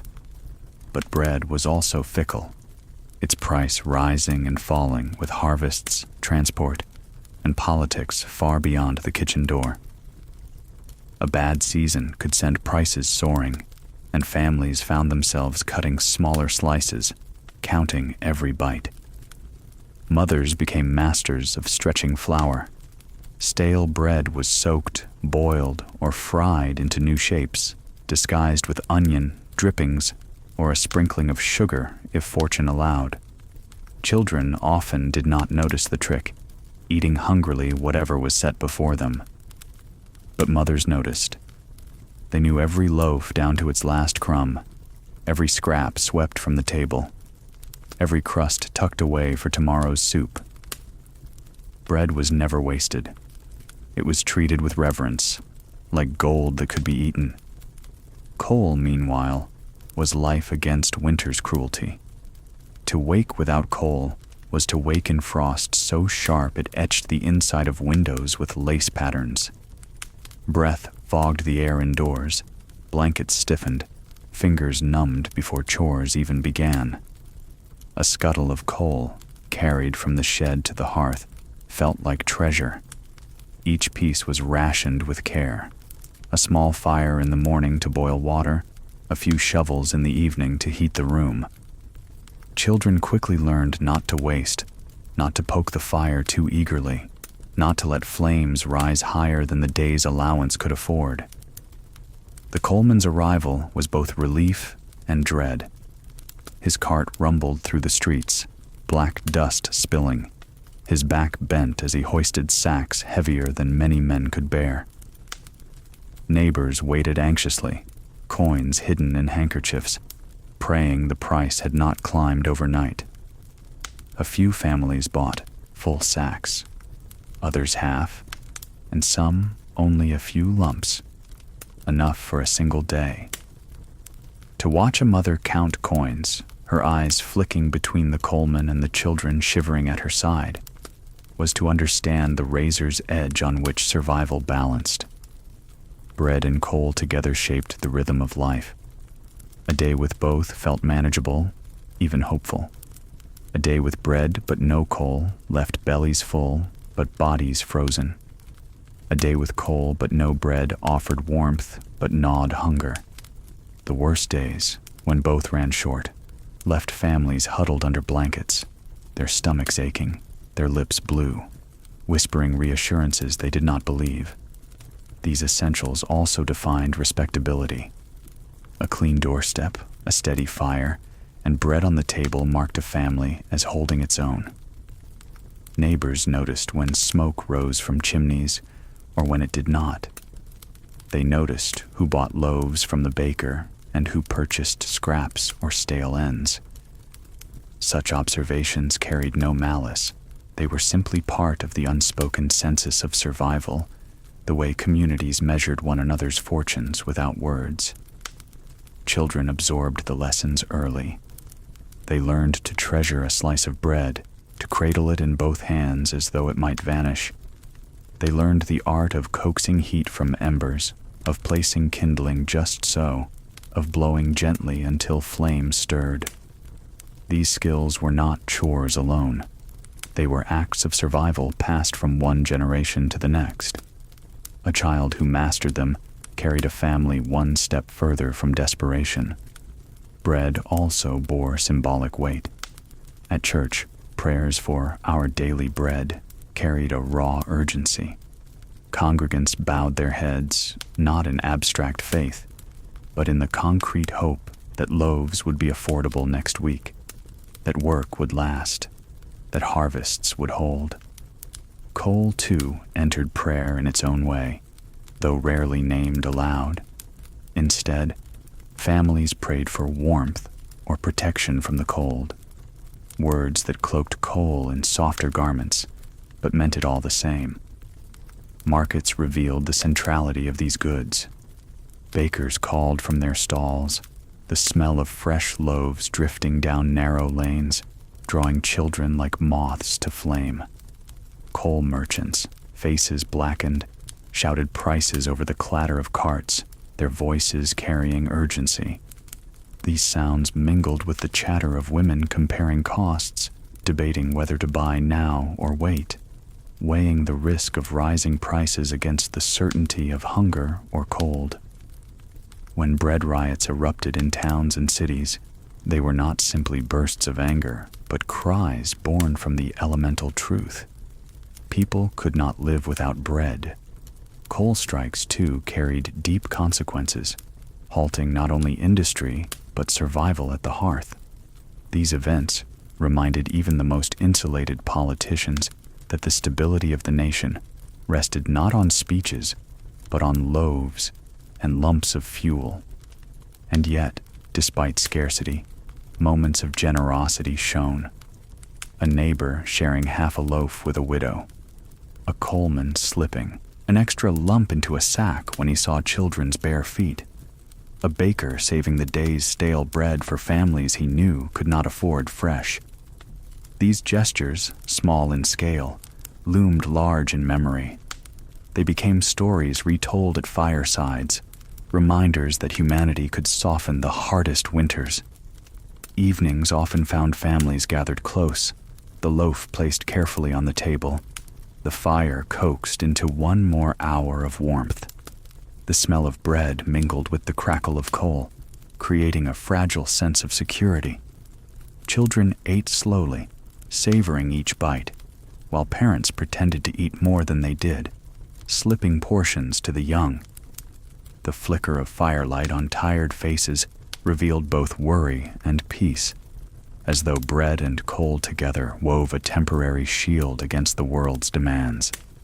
To modern eyes, bread and coal may seem ordinary, but in the Victorian working-class home, they were life's foundation. They measured the boundary between despair and survival, between shame and dignity, between hunger and hope. Every loaf, every lump, carried weight beyond its size, shaping not only the body, but the spirit of those who consumed or burned it. Accidents left silence heavier than smoke. The factory floor was never silent, never still. The clatter of looms, the pounding of presses, the endless hum of belts and gears, all these sounds wrapped around a worker's body like a heavy coat, suffocating and unshakable. Yet within this storm of noise, silence could fall in an instant. A scream cut short, machinery screeching, overseers rushing, then silence, thick and terrible, as an accident unfolded. In those moments, every worker felt the breath catch in their chest.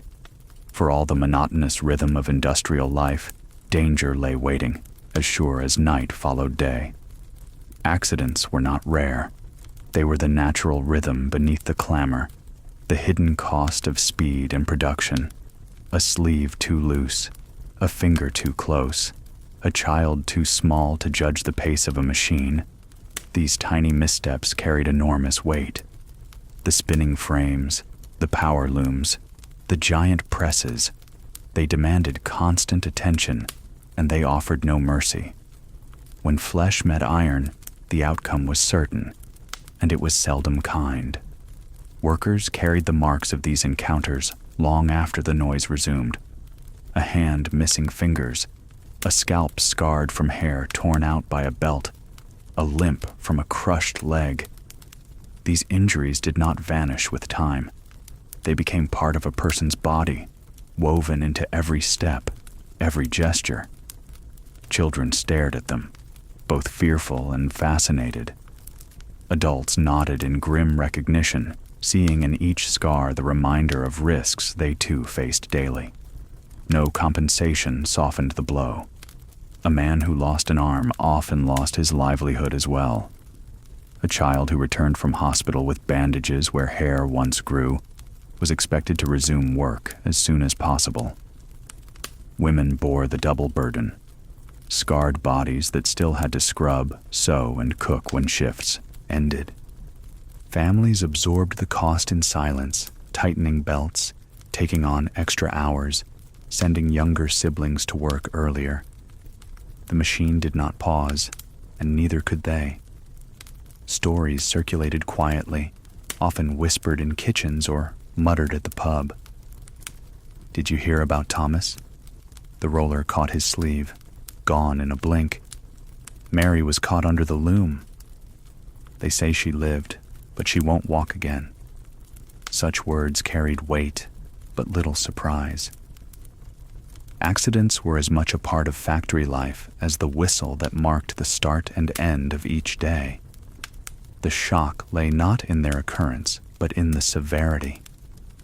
Workers lived with the unspoken knowledge that any day might bring their turn. Yet amid this grim familiarity, a strange kind of resilience grew. Children who witnessed a friend's injury still returned to crawl under machines the next day. Women with bandaged hands still tied threads with the other. Men with twisted spines still hauled and lifted until their bodies gave out completely. It was not bravery in the romantic sense, but endurance, the stubborn determination to keep going because there was no alternative. Hunger was a crueler fate than injury. Overseers seldom showed pity. To them, accidents meant lost time, reduced output, disruptions to the flow of work. They might scold, or they might note it down in a ledger, but they rarely stopped production. Even as blood was scrubbed from the floorboards, the machines continued to roar. Workers learned to compartmentalize, to keep hands busy while minds recoiled. The grief and fear had to wait until later, in private, when tears could fall unseen. In homes, scars told silent stories. A father's missing fingers made it harder to tie his children's shoes, but he tried, fumbling and sighing until the task was done. A mother's burn from a steam pipe made washing painful, but she endured, biting her lip as she scrubbed clothes in cold water. Children absorbed these lessons. That pain was not an excuse. That survival demanded persistence. The body might falter, but the household still had to be fed and clothed. The scars shaped character as much as flesh. Some workers became cautious, every movement deliberate, eyes constantly scanning. Others grew reckless, perhaps as a defense against constant fear, as though daring the machines to do their worst. Both paths led back to the same reality. The factory claimed pieces of its workers, one way or another. Accidents also carried social echoes. A boy who lost an arm might never marry, his injuries seen as a burden.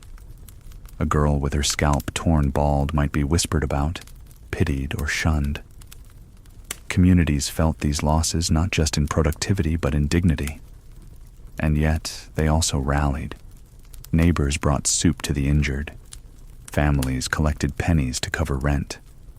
Small kindnesses softened the blow, even when nothing could restore what was lost. The silence after an accident lingered long. Workers moved slower, more carefully for hours or days. Then gradually the pace returned, as though survival required forgetting. But forgetting was never complete. Each scar, each limp, each story of someone crushed or maimed was a reminder etched into the collective memory of the street, the mill, the town itself. It weighed heavier than smoke, thicker than soot, pressing down like a fog. And still, families rose each morning, laced boots, and walked back through the factory gates. They did so because there was no other choice. Dreams of safety belonged to another world, a world of wealth and comfort. In the streets of Manchester or Birmingham, the only dream that mattered was a loaf of bread on the table and a fire in the hearth. To achieve that, risks had to be taken again and again. Evening brought soup, mending, and weary grace. Evening in a Victorian working-class home was not grand, not gilded with chandeliers or rich perfumes, but it carried its own solemn rhythm, steady as a church bell at dusk. After 12 or more hours of labor, whether at the looms, in the mines, or along the sooty streets, the return home was less a triumphant march than a slow, stooped shuffle. Yet in those hours after work, around the family hearth and table, a different kind of grace took shape. It was weary, sometimes frayed, but it was grace nonetheless. The kitchen was the beating heart of it all. Kitchens were seldom more than 10 feet square, with stone floors cold even in summer, their walls darkened from years of smoke. At the center stood the range, black iron that doubled as both stove and source of warmth. A kettle might always be kept near boiling, hissing gently, ready to provide weak tea or water for soup. Mothers moved about this space with instinctive economy, every gesture deliberate, because fuel and time alike were precious. The meal itself was humble. Thin soup stretched from yesterday's bone, vegetables cut small to make them seem abundant, barley or oats swelling in the pot. Bread, dense, heavy, sometimes stale, was sliced carefully, so each child received a share. Meat, if present at all, was more flavor than substance, clinging in threads to the bone that had already served once or twice before. Yet when the ladle dipped and bowls were passed around, steam rising in the dim light, the meal carried meaning beyond its ingredients. Children's eyes lit with anticipation even for such modest fare. Hunger sharpened appreciation. A bowl of watery broth after a day in the mill tasted like luxury. Fathers, returning from the factory with faces gray from soot or dust, lowered themselves heavily into chairs, the sound of wood creaking under their weight. They ate slowly, pausing between spoonfuls to cough or to shift aching limbs. Mothers, often last to sit, watched closely, ensuring each portion was fair, sometimes feigning fullness so that younger mouths could eat more. Conversation around the table was quiet. Words cost nothing, but energy was scarce. Still, fragments drifted. A rumor of layoffs, a neighbor's misfortune, the rising cost of coal. A child's brief excitement about school, quickly hushed by fatigue. The clink of spoons against enamel bowls was often the loudest sound, underscoring the silence of exhaustion. Yet within that quiet, there lay a form of communion, each member aware of the other's presence, each sip and swallow binding them together. After the meal, the rhythm of the evening shifted. Father might take a pipe by the fire, the smoke curling lazily upward, mingling with the coal smoke that already lingered in the room. Mother reached for her mending basket, eyes straining in the dim light to repair clothes worn thin by constant use. Children busied themselves with simple games, jacks on the floor, A rag doll passed between sisters. A hoop rolled briefly down the hallway. The house itself exhaled, a tired sigh after the day's labor. The smell of food lingered, mixing with damp wool hung by the hearth to dry. It was not a fragrance anyone would bottle, yet it was the scent of survival, familiar and strangely comforting. The room glowed faintly with firelight, shadows softening sharp edges, disguising cracks in the plaster and stains on the stone floor. For a brief while, hardship was cloaked, not erased, but softened by the rhythms of family life. In some homes, a psalm might be sung after supper, voices thin but earnest. In others, silence reigned, broken only by the occasional cough or the squeak of a chair. The evening was not about entertainment or indulgence. It was about regrouping, about stitching the family together again after the day's dispersal into factories, schools, or streets. The act of sitting together, however weary, carried its own weight. There were small joys, a heel of bread dipped into soup, richer than the broth alone, a rare apple sliced and shared, a scrap of news read aloud from the penny paper, giving the family a glimpse of the wider world, parliamentary debates, distant wars, inventions they could scarcely imagine. These moments gave texture to the evening, brief reprieves from the sameness of toil. The grace of such nights lay not in plenty, but in persistence. It was grace to have a roof overhead, even if it leaked. Grace to share food, even if thin. Grace to laugh, however briefly, at a child's mispronounced word or a neighbor's story repeated yet again. In the shadows of hardship, such grace was not small. It was profound. As the evening wound down, candles were snuffed to save precious wax. The fire banked for the night. Parents herded children toward crowded beds, smoothing hair, offering whispered prayers. The kitchen grew quiet, the range cooling, the last glow of coals fading. The day's end brought not triumph, but endurance, and in that endurance, a quiet nobility. Market scents promised warmth in winter air. Saturday half-days in Victorian towns held a rhythm all their own. Factories released their workers after the morning shift, and suddenly the narrow streets filled with men, women, and children, walking with tired steps, but brighter eyes.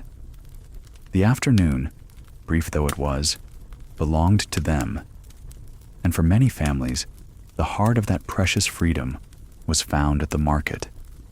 Picture the air itself as you draw near, a mingling of steam, smoke, and spices, each layer wrapping itself around you like a shawl. Even in winter, when the chill sank deep into your bones, the scents of the market promised warmth of another kind. Potatoes baked in their skins, fish sizzling on iron griddles, bread crusts crisped and steaming, pies with savory fillings of onion and fat. Hunger sharpened the senses, and every smell carried a promise that coins might not be enough to fulfill. The streets brimmed with vendors, some behind wooden carts, others standing proudly beside baskets balanced on crates, and still others who laid out their goods on blankets spread along the cobblestones. Their cries cut through the clamor. Hot pies, penny each. Fresh herrings, salted or smoked. Porridge oats, measure for measure. The voices created a strange kind of music, a chorus rising against the ever-present backdrop of factory smoke drifting overhead. Families walked shoulder to shoulder, children tugging at sleeves, eyes wide at the displays. The stalls were not orderly, nor did they shine with the polish of middle-class shopping streets. But they pulsed with life, with exchange, with possibility. A penny held tightly in a child's palm felt like treasure here. A ticket to hot roasted chestnuts wrapped in a cone of newspaper, or a stick of boiled sugar candy that stained the tongue bright red. For many, potatoes were the star of the season. Vendors pulled them from hot ash, their skins blackened, their insides steaming. Salt and a scrape of dripping turned them into something almost heavenly. To hold one in your hands on a cold afternoon was to feel the contrast of extremes. Icy fingers warmed by the heat of food, empty stomachs soothed by something filling at last. A potato was not just a meal, it was comfort. Fish sellers shouted the virtues of their catch: herrings, cod, sometimes eels brought up from rivers not yet too foul to produce them. The smell was strong, sharp in the winter air, but to working-class families it signaled sustenance, protein, something more substantial than bread alone. Beside them stood the pickle men, barrels open, brine glistening, cucumbers and onions bobbing within. A farthing bought a single pickle, sour enough to make a child pucker, but bright against the monotony of porridge and bread. Women bargained fiercely, weighing potatoes in their hands, questioning the quality of flour, testing apples with quick fingers. Every coin mattered, and the vendors knew it. Prices might fall as evening approached, when sellers feared carrying leftovers home. Families who could wait sometimes lingered, hoping to stretch their meager budgets further. The rhythm of barter, the dance of need and persuasion, gave the market its pulse. There were luxuries too, if one dared to call them that. A slice of cheese cut thin as paper, wrapped carefully. A small bag of sugar, reserved for Sunday tea. A piece of fruit bruised, but still sweet. These treasures traveled home hidden under shawls, tucked away until the right moment, when children's eyes would widen and even weary fathers might smile. The market was not only a place of food, it was community incarnate. Neighbors paused to exchange news, to share whispers of factory rumors, to laugh for a moment at a child's antic or a vendor's joke. Here, for a brief span, survival was wrapped not only in necessity, but in humanity.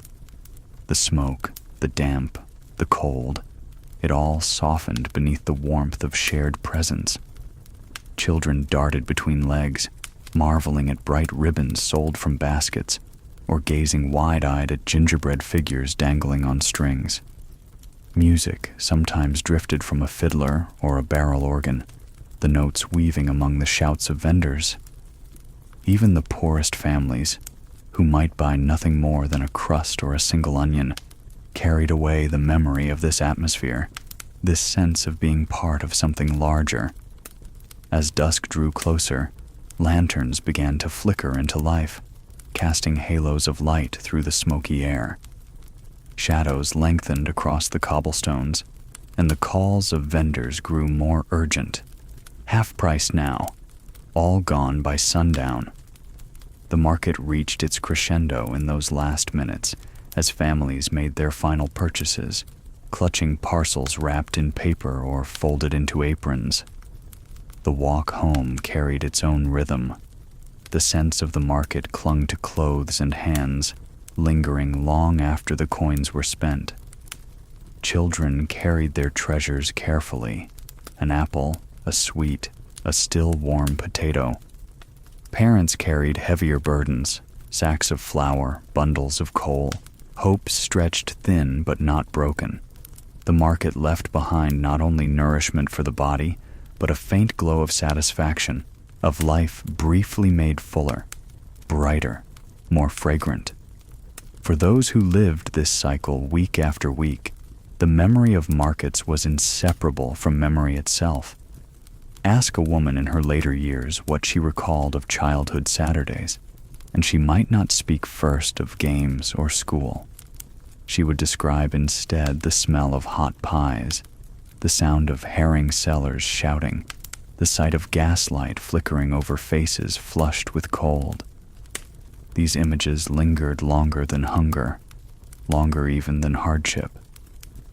They became the texture of life, the story of survival written in scents and sounds. In the quiet after, homes filled with the spoils of the market. Soup simmered richer, bread sat fresh on tables, apples gleamed dully in bowls. Families ate with a touch more satisfaction on those evenings, conversation slightly easier, laughter more likely to slip through the cracks. The market did not banish poverty, but it gave respite, a sense that life offered more than toil alone. Shared leisure stitched families into soft circles. Leisure for the Victorian working class was not the grand affair of theater boxes and velvet curtains. It was something simpler, quieter, and yet deeply precious, threadbare scraps of time stitched into soft circles of togetherness. After 6 days of grinding labor, after evenings filled with chores and mending, families found their way to rest, not in silence alone, but in small rituals that reminded them of their shared humanity. Picture a Saturday evening after market day. The family has eaten, soup perhaps, richer than usual with an onion or bone bought fresh that afternoon. Bellies are not full, but they are not aching either, and that is already cause for a measure of contentment. The fire burns low, its glow painting the walls in flickering amber. Shadows play across the children's faces as they sit near the hearth, eyes heavy yet reluctant to close. Leisure often meant music, not the polished strains of a concert hall, but a fiddle pulled from a battered case, or a concertina wheezing out a tune. Sometimes it was just the voice, unaccompanied, rising above the crackle of the fire. Songs passed down from parents, sea shanties picked up from neighbors, hymns sung off-key but with earnestness. The children would join in the refrains they knew, their voices thin but bright, laughter bubbling when they forgot the words. It was not performance, it was participation. Every voice, no matter how rough, mattered. Other times, leisure was storytelling. Fathers recounted tales of their own childhoods in the countryside, where labor meant plowing and haying instead of looms and smoke. Mothers told stories of relatives long gone, of saints and miracles, of small wonders that gave comfort. Children leaned in, their imaginations carrying them far beyond the narrow streets of Manchester or Leeds. In those moments, cramped rooms expanded into fields, forests, or distant seas. The power of words created escape, even when feet never left the hearthrug. Games filled the gaps. A set of jacks, simple stones, or chalk marks on the floor became competitions. Children rolled hoops outside in the twilight, their laughter echoing down alleys, though mothers often called them back quickly, wary of cold or trouble. Inside, riddles were asked and answered, tongue twisters recited, and puzzles invented with whatever objects lay at hand. Leisure required no toys bought from shops. It required only imagination and company. For adults, there was also the pub, though in working-class districts, it functioned less as an escape and more as a communal living room. Men gathered there, not only for ale, but for talk. They exchanged news, debated politics, and sang songs together. Wives sometimes joined, children too on special evenings. The pub was warmth, companionship, and a reminder that survival was not a solitary effort. It was also, for better or worse, where wages sometimes slipped away in pints, leaving families with tighter belts by Sunday. Yet even here, bonds were reinforced, communities held together in the smoky air. Friendly societies and church groups offered structured leisure. Meetings in back rooms or chapels allowed men to discuss insurance schemes, sickness funds, or funeral benefits, all while sharing camaraderie. Women formed sewing circles, turning labor into fellowship. Needles flashed, threads tangled, but conversation flowed freely, about children, about prices at the market, about the ache in their backs. In laughter and sighs, Burdens felt lighter, even if only for an hour. Children's leisure was always threaded with responsibility. They played, yes, but they also fetched water, minded younger siblings, or ran errands. Still, even amid duty, they found ways to carve joy. A rag ball thrown against a wall, a doll made from scraps of cloth, chalk drawings on a pavement. These became their toys, their laughter ringing as brightly as any with shop-bought playthings. Books and reading began to creep into leisure as literacy spread. A penny dreadful might pass from hand to hand, its lurid tales devoured by candlelight. Fathers read newspapers aloud, their children wide-eyed at stories of explorers or disasters, their worlds stretched wider by words. Mothers kept devotional texts near, reading passages of comfort before bed. The very act of holding a book, of turning pages, became leisure, a small rebellion against the grind of unlettered days. Leisure was also woven into rituals of Sunday. After church, families often walked together in parks newly built for public enjoyment. Green space in industrial towns was a novelty, a deliberate attempt by reformers to give the working class access to fresh air and beauty. Families strolled slowly, fathers in their best jackets, mothers in carefully brushed dresses, children darting ahead to chase geese or throw stones into ponds. These walks required no coins, only time, and they filled hearts with something close to peace. Even in the most cramped houses, leisure existed in moments of tenderness. A mother brushing her daughter's hair by candlelight. A father teaching a son how to whittle a piece of wood. Brothers whispering secrets in shared beds, giggling until they were hushed. Sisters passing down stories of romance or sorrow as though weaving their own tapestry of memory. These were not grand entertainments, but they were the stitches that held families together. What made such leisure remarkable was not its extravagance, but its persistence. In a world that demanded so much labor, that measured worth by productivity, these moments stood as quiet defiance. They said, "We are more than our work, more than our hunger, more than our scars. We are human, and we will sing, laugh, and tell stories even when the world offers little reason to." As Saturday faded into night, candles burned low, and children finally surrendered to sleep. Mothers put away mending, fathers banked the fire, and silence returned. Yet it was not the silence of despair, but the silence after connection, the silence that follows laughter, song, and shared presence. Within those small circles of leisure, life became bearable, even beautiful. Beds, crowded close, held restless sleep. Nightfall in a Victorian working-class neighborhood brought a hush to the streets, but inside the small brick houses, life did not so much quiet as compress.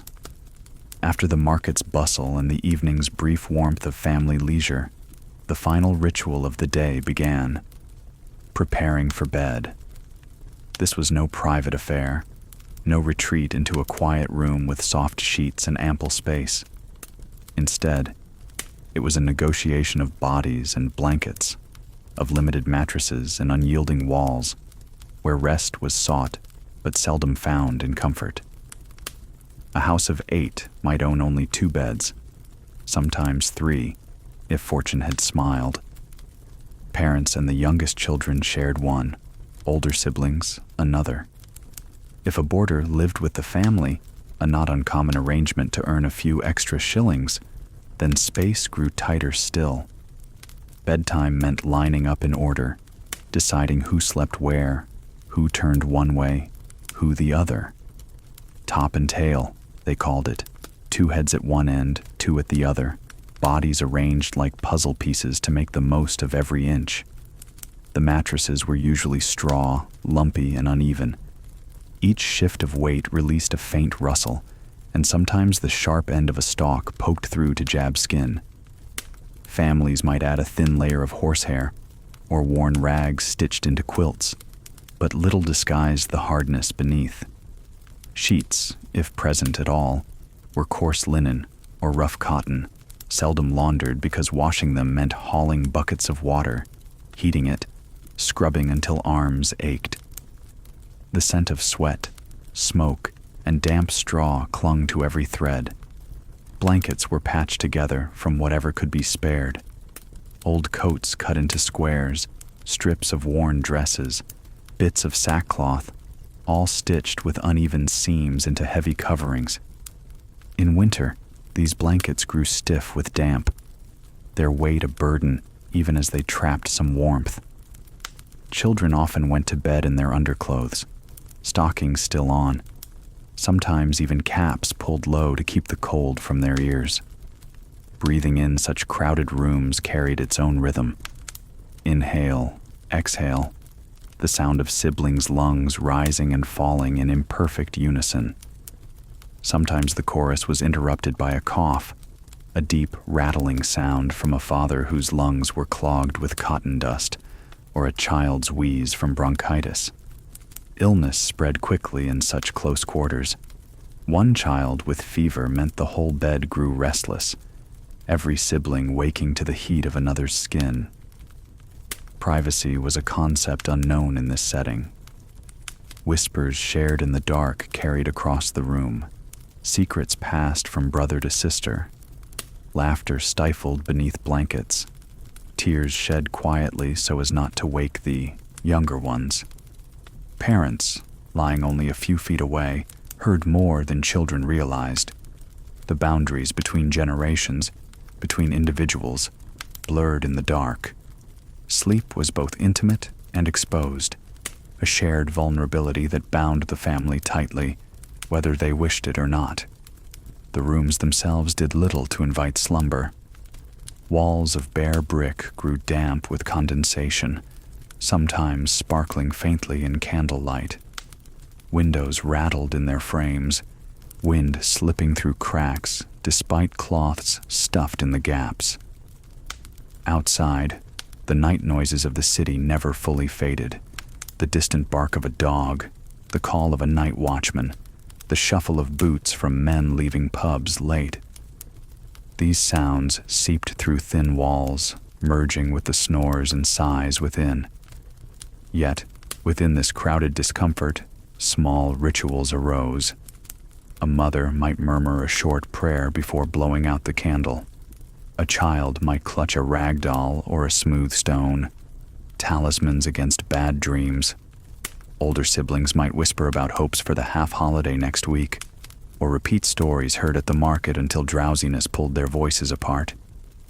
Even in hardship, imagination softened the edges. Sleep, when it came, was seldom deep. The straw mattress shifted with every movement, one child rolling and the rest feeling the ripple. Dreams blurred with reality. The constant thrum of factory machines echoed in ears, transforming into nightmares of gears and belts that pulled bodies close. Some awoke crying softly, only to be hushed back into rest by a sister's hand or a father's rough whisper. Historical habits of segmented sleep still lingered. Many families experienced what older generations had known: a first sleep in the early hours of night, followed by a period of wakefulness. During that interval, parents might rise quietly, sitting by the fading kitchen fire, perhaps mending or smoking a pipe in the stillness. Children stirred in bed, turning over, sometimes whispering again, before drifting into second sleep until dawn. In those quiet midnight hours, the house felt almost contemplative, as though time itself paused between breaths. Sundays altered the rhythm slightly. With no factory bell summoning at dawn, families allowed themselves a little more rest. The crowded beds grew warmer, bodies reluctant to leave the cocoon of shared heat. For children, those mornings were a rare luxury. The chance to stretch, to roll, to linger half dreaming while the world outside remained hushed. Yet even then, hunger soon roused them, and the kitchen fire had to be coaxed back to life. Despite its discomforts, shared sleep carried a strange security. No one was truly alone. A child waking from a nightmare reached out and found a sibling's shoulder. A mother, restless from worry, heard her children's breathing and took comfort in their nearness. In a world filled with uncertainty, accidents at the mill, disease in the streets, prices rising at the market, the closeness of family and sleep was its own fragile assurance. It is easy, from the vantage of modern beds with springs and blankets soft as clouds, to imagine only misery in these nights. Yet the truth was more layered. Yes, the straw prickled, the cold seeped in, the cough never quite ceased. But there was also warmth in pressed shoulders, in whispered prayers, in the knowledge that survival was a collective effort, even in slumber. Restless sleep, though imperfect, was still rest. And in those hours before the dawn, it was enough to carry them into another day. Slow reforms offered faint hopes in weary streets. Reform in the middle and late Victorian years did not sweep through like a storm. It arrived instead like a hesitant drizzle, drop by drop, law by law, sometimes welcomed, sometimes resented, always debated. For families in the crowded terraces of Manchester, Birmingham, or Leeds, these changes touched life at the edges first, seeping inward with exasperating slowness. Yet faint as they were, reforms offered glimpses of hope, a sense that conditions could shift, even if only slightly, from the unrelenting grind of survival. The earliest changes came in the factories themselves. The Factory Act of 1833 had already set the precedent, restricting the hours of child labor and establishing inspectors, though their reach was limited. By the 1840s and 50s, the 10 hours movement pressed further, driven by reformers who believed that children and women should not be crushed beneath machinery from dawn till dark. The 10 Hours Act of 1847 promised that children and women would work no more than 10 hours a day. For some, this meant evenings at home, however weary, rather than endless candlelit shifts under factory windows blackened with soot. It was not only the hours, but the conditions that slowly shifted. Safety devices on machines, mandated guards to cover dangerous belts, rules against children crawling under frames while they ran. These appeared in theory long before they were enforced. Still, the knowledge that lawmakers recognized danger gave workers a thread of hope. The scars already carried on bodies would not fade, but perhaps fewer fresh wounds would come. Education, too, began to creep into the lives of working families. The Education Act of 1870 was modest, permitting local school boards to establish schools where voluntary provision failed, but it planted seeds. For the first time, children who might otherwise have spent their entire days sweeping lint beneath looms were gathered into classrooms, their hands holding chalk instead of bobbins. The lessons were simple: letters, numbers, moral instruction, but the promise behind them was vast. Literacy gave access to the wider world: newspapers, pamphlets, stories that stretched beyond the smoky streets.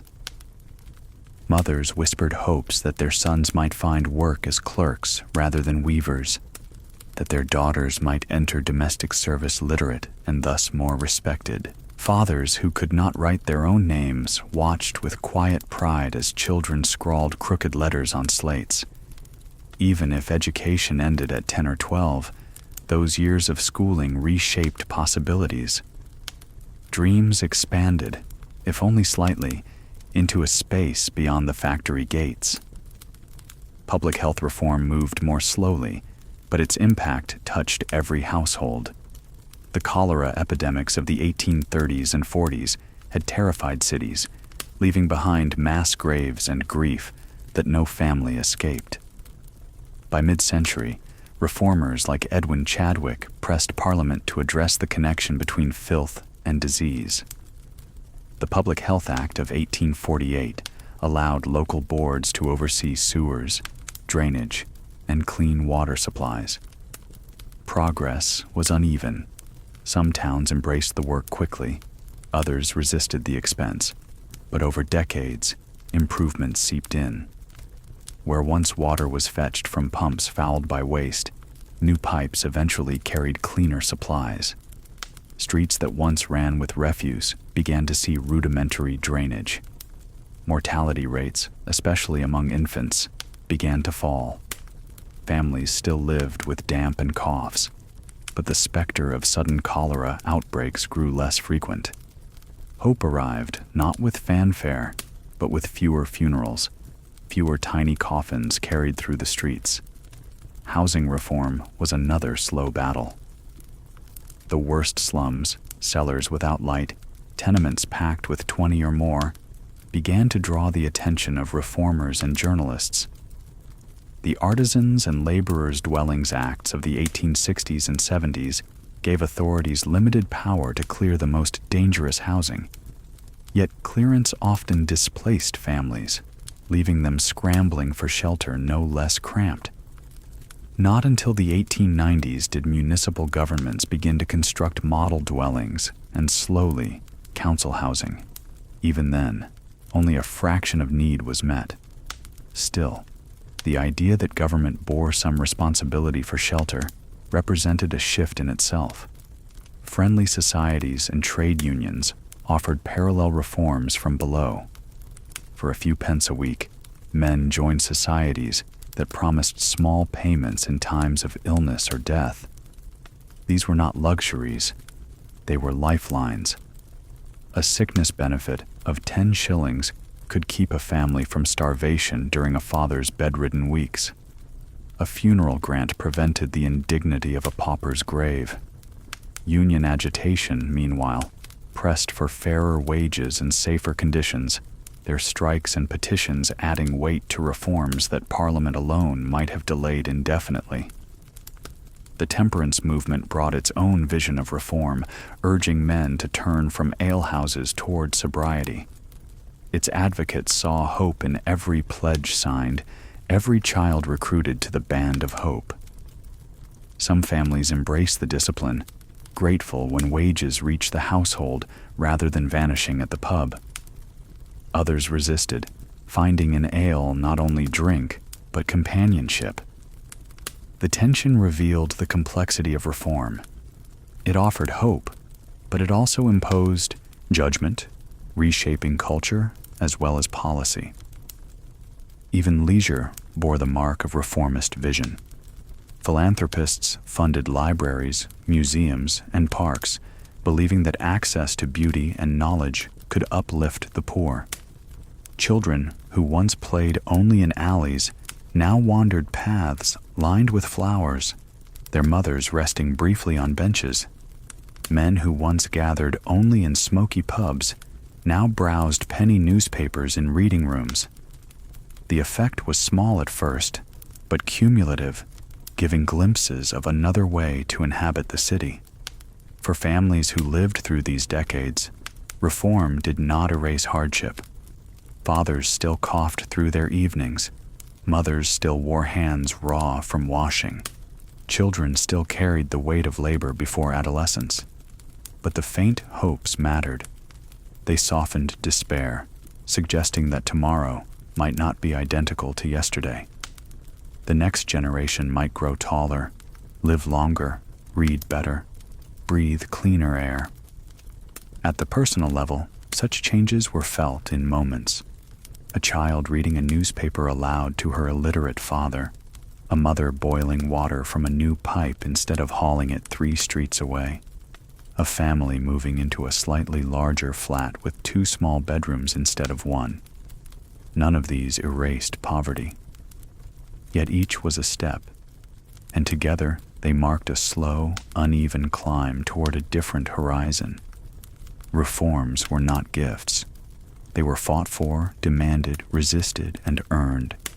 Behind every act lay years of petitions, protests, and editorials. Workers themselves, though often portrayed as passive, were part of the push. Their strikes, their societies, their resilience pressed the nation to acknowledge their humanity. The faint hopes of reform were nourished by that endurance. And so, within the weary streets, amid smoke and coughs, faint hope flickered. It was not bright enough to banish the shadows, but it glowed steadily, like a candle carried carefully through the night, its small flame stubborn against the drafts. For families huddled in crowded homes, that was often enough to believe that life could change, slowly, imperfectly, but change nonetheless. Quiet horizons held tomorrow's gentle promise. The story of the Victorian working class does not end with a single act of parliament or with one family's quiet meal by the hearth. It lingers, unfolding softly like the smoke that curled from chimney pots at dusk. By the end of the 19th century, whole generations had lived and died within the brick terraces and factory walls, their days bound to the rhythm of whistles and bells. And yet, despite hardship's heavy hand, something remarkable endured. It was not only survival, it was the shaping of a horizon, faint but real, that pointed toward gentler days. Evenings in those homes were often marked by fatigue deeper than words could describe. Yet within that fatigue lay resilience. Fathers returned from mills with shoulders stooped, but still found the strength to hold a child on their knee.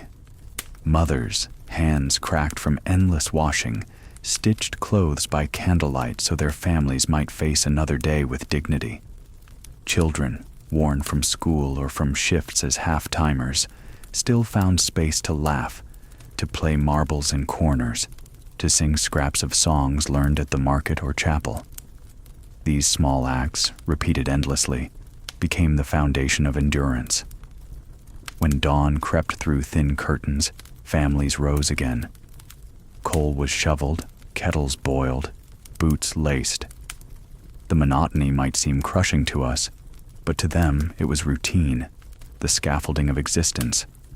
The knowledge that the same cycle awaited tomorrow did not extinguish hope. Instead, it made the smallest interruptions precious. A brighter fire, a better loaf, a child's letter written in clumsy chalk. These were victories enough to soften despair. And always, there were dreams. Some were simple: a larger room, a pair of shoes without holes, a Sunday dinner with meat enough for everyone. Others stretched farther: a son apprenticed to a trade, a daughter who could read novels instead of penny tracts, a family lifted just enough that illness or accident did not mean ruin. These dreams were fragile, but they were shared, spoken in whispers at the bedside, shaping the imagination of children who would grow into the 20th century. Change arrived slowly, but it did arrive. By the 1890s, public schools opened doors to children who once knew only looms. Sanitation improved, reducing the terror of cholera and typhoid. Friendly societies, trade unions, and municipal housing expanded. Old age pensions, still meager, were introduced in 1908, a recognition that lives of labor deserved some security at their end. For families who had borne the brunt of industrial capitalism's early cruelties, these reforms felt like cracks in the wall of inevitability, shafts of light on the horizon. Yet the truest legacy of these families was not written in law or policy. It was written in memory, in the way songs survived, in the tales told to grandchildren, in the resilience passed from hand to hand. Every scar carried, every calloused palm, every weary lullaby whispered over a straw mattress was part of a longer story. That story did not end in despair.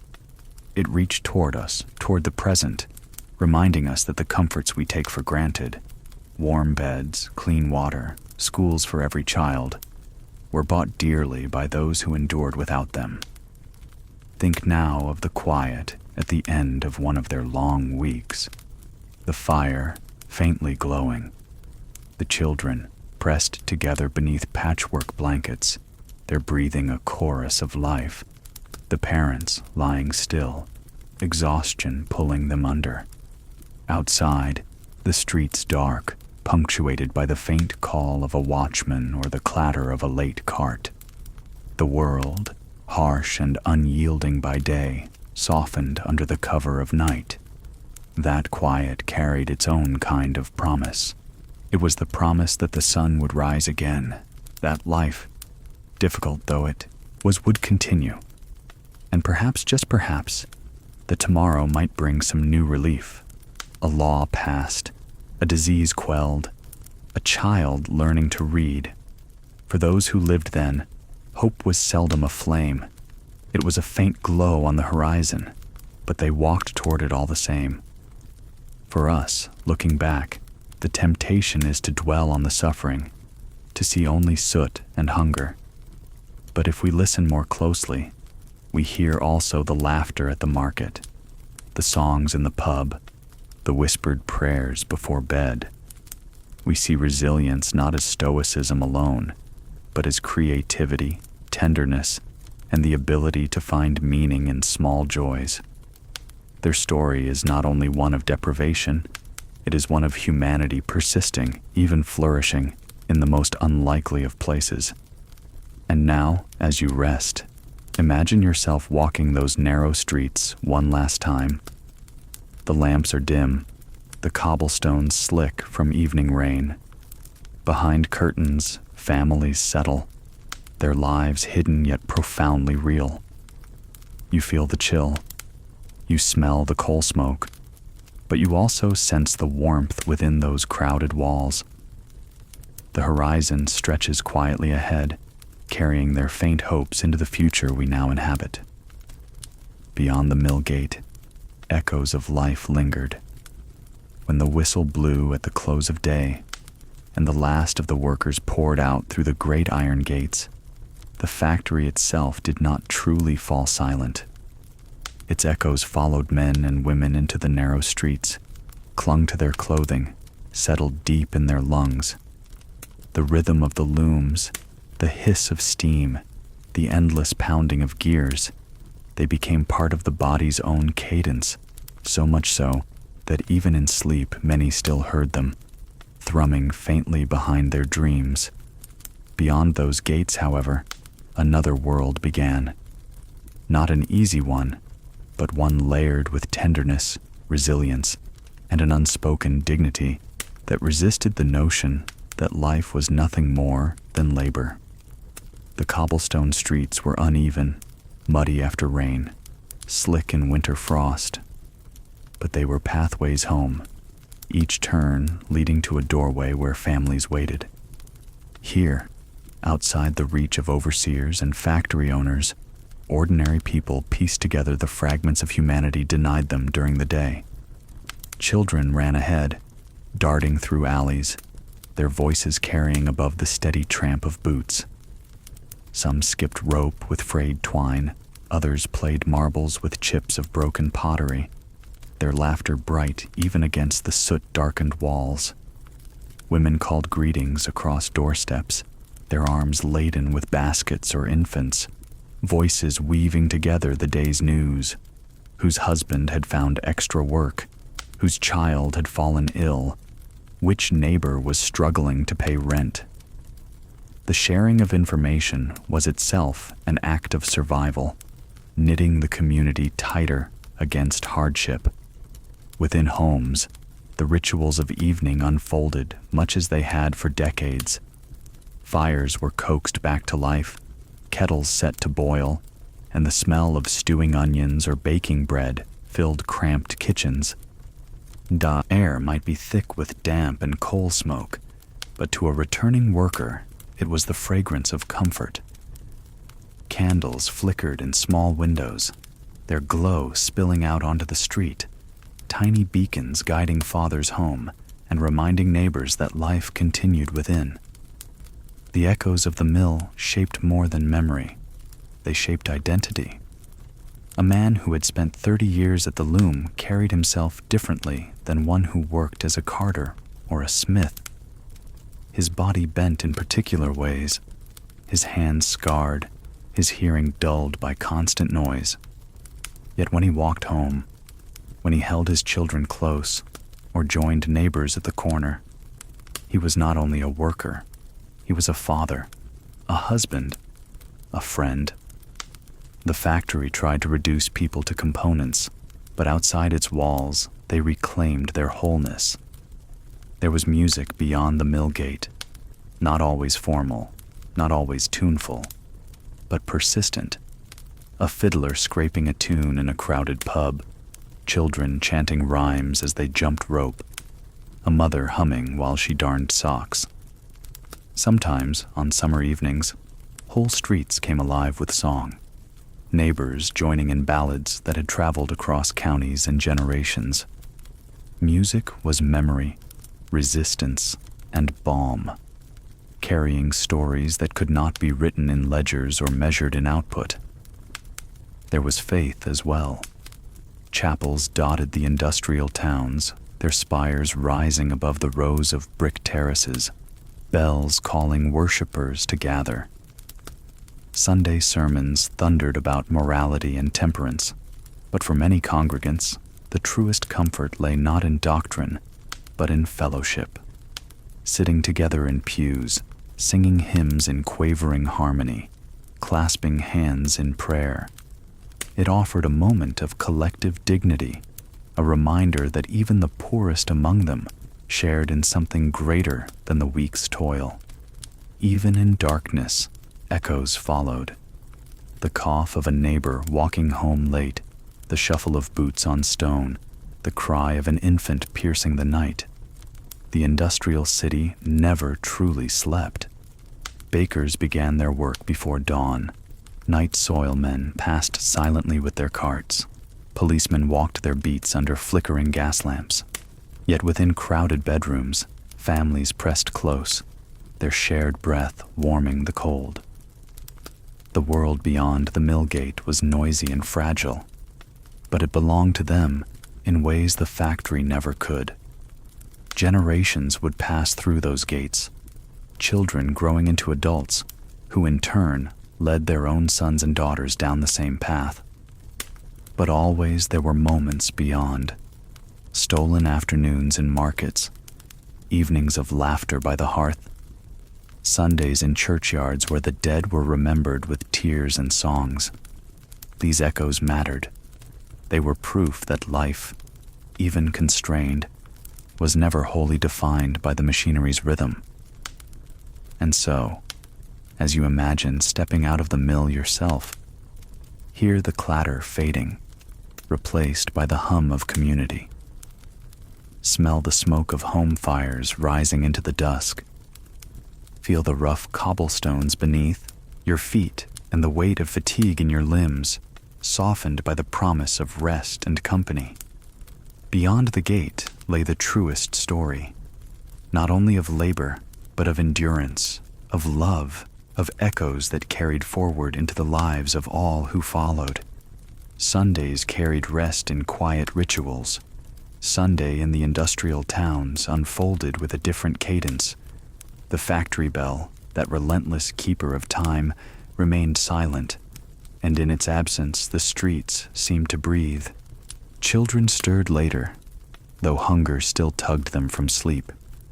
Mothers allowed themselves a few extra moments before rising, savoring the warmth of blankets in a way they could not during the week. Fathers, too, lingered, their bodies grateful for even one morning spared from the loom or the mine. The day began with sound, but not of machinery. Rather, the toll of church bells. Their tones drifted across rooftops and chimneys, through streets and alleys, calling families to worship. Even those who did not attend felt the bell's presence, a reminder that this day was meant to be set apart. For many, attendance was less about doctrine than about belonging.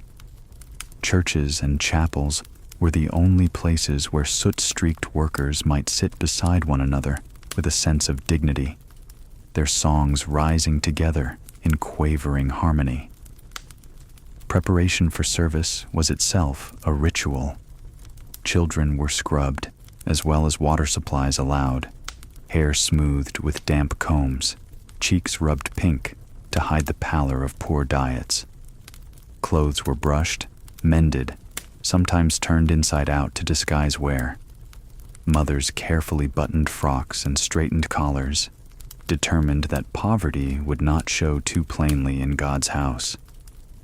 Fathers polished boots with scraps of cloth, each scuff reduced by laborious rubbing. The walk to church was a procession of sorts. Whole streets emptied into narrow lanes, neighbors greeting each other with nods or brief smiles. The children's chatter mixed with the shuffle of feet, the smell of coal smoke following them still. Chapels filled quickly, air heavy with damp wool and candle wax. Hymns began, and for an hour or two, life was framed not by the demands of overseers, but by words of scripture and song. After service came the true heart of Sunday, the shared meal. For many families, this was the most substantial food of the week. The morning's market purchases, carefully guarded, were brought forth. A joint of meat, however small, might be roasted, potatoes boiled, vegetables stewed with dripping. The meal was simple, but it was abundant compared to weekday fare. Children's eyes widened at the sight of gravy, at slices of meat placed carefully on their plates. For once, bowls were not scraped clean out of hunger, but out of satisfaction. The kitchen filled with warmth, with smells that lingered long into the evening. Conversation was easier on Sundays, laughter freer. Fathers relaxed enough to tell stories, mothers leaned back for a moment, siblings teased each other without fear of scolding. The meal itself was a form of communion, binding the family in ways that toil never could. Afternoons were quiet. Some families walked to parks, their boots crunching over gravel paths as children ran ahead to watch ducks or climb low branches.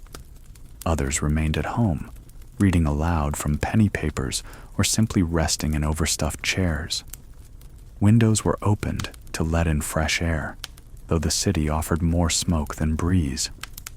Still, even the act of sitting with the door ajar felt like a gesture of renewal. For children, Sunday afternoons carried the faint excitement of games played without looming deadlines. Hoops rolled along cobblestones, marbles clicked against each other, chalk scribbles turned walls into canvases. Yet, even these moments were tinged with quiet, for parents urged moderation. Sunday was a day of rest, not riot. Some mothers reminded children sternly that loud play would disturb the Sabbath mood. Evenings brought another round of worship for many, though attendance was often thinner. Others spent the hours visiting neighbors, sharing small treats saved from the day, or sitting together around fading fires. Stories were told, songs repeated, the soft cadence of voices filling the cramped rooms. Candles burned lower, and children were nudged toward bed, for Monday loomed once more. Sunday was not freedom in the modern sense. It did not erase poverty or relieve aching muscles, but it carved out a pocket of time in which dignity, faith, and togetherness could flourish.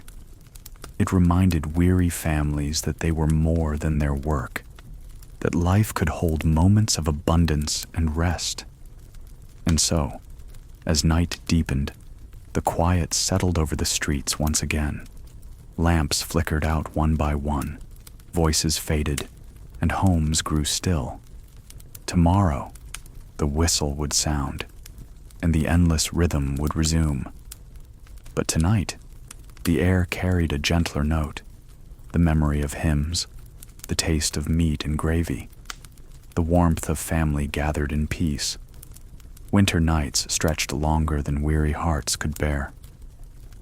The coming of winter settled heavily upon the industrial towns, not with the charm of snow-dusted postcards, but with an oppressive weight of damp cold and endless darkness.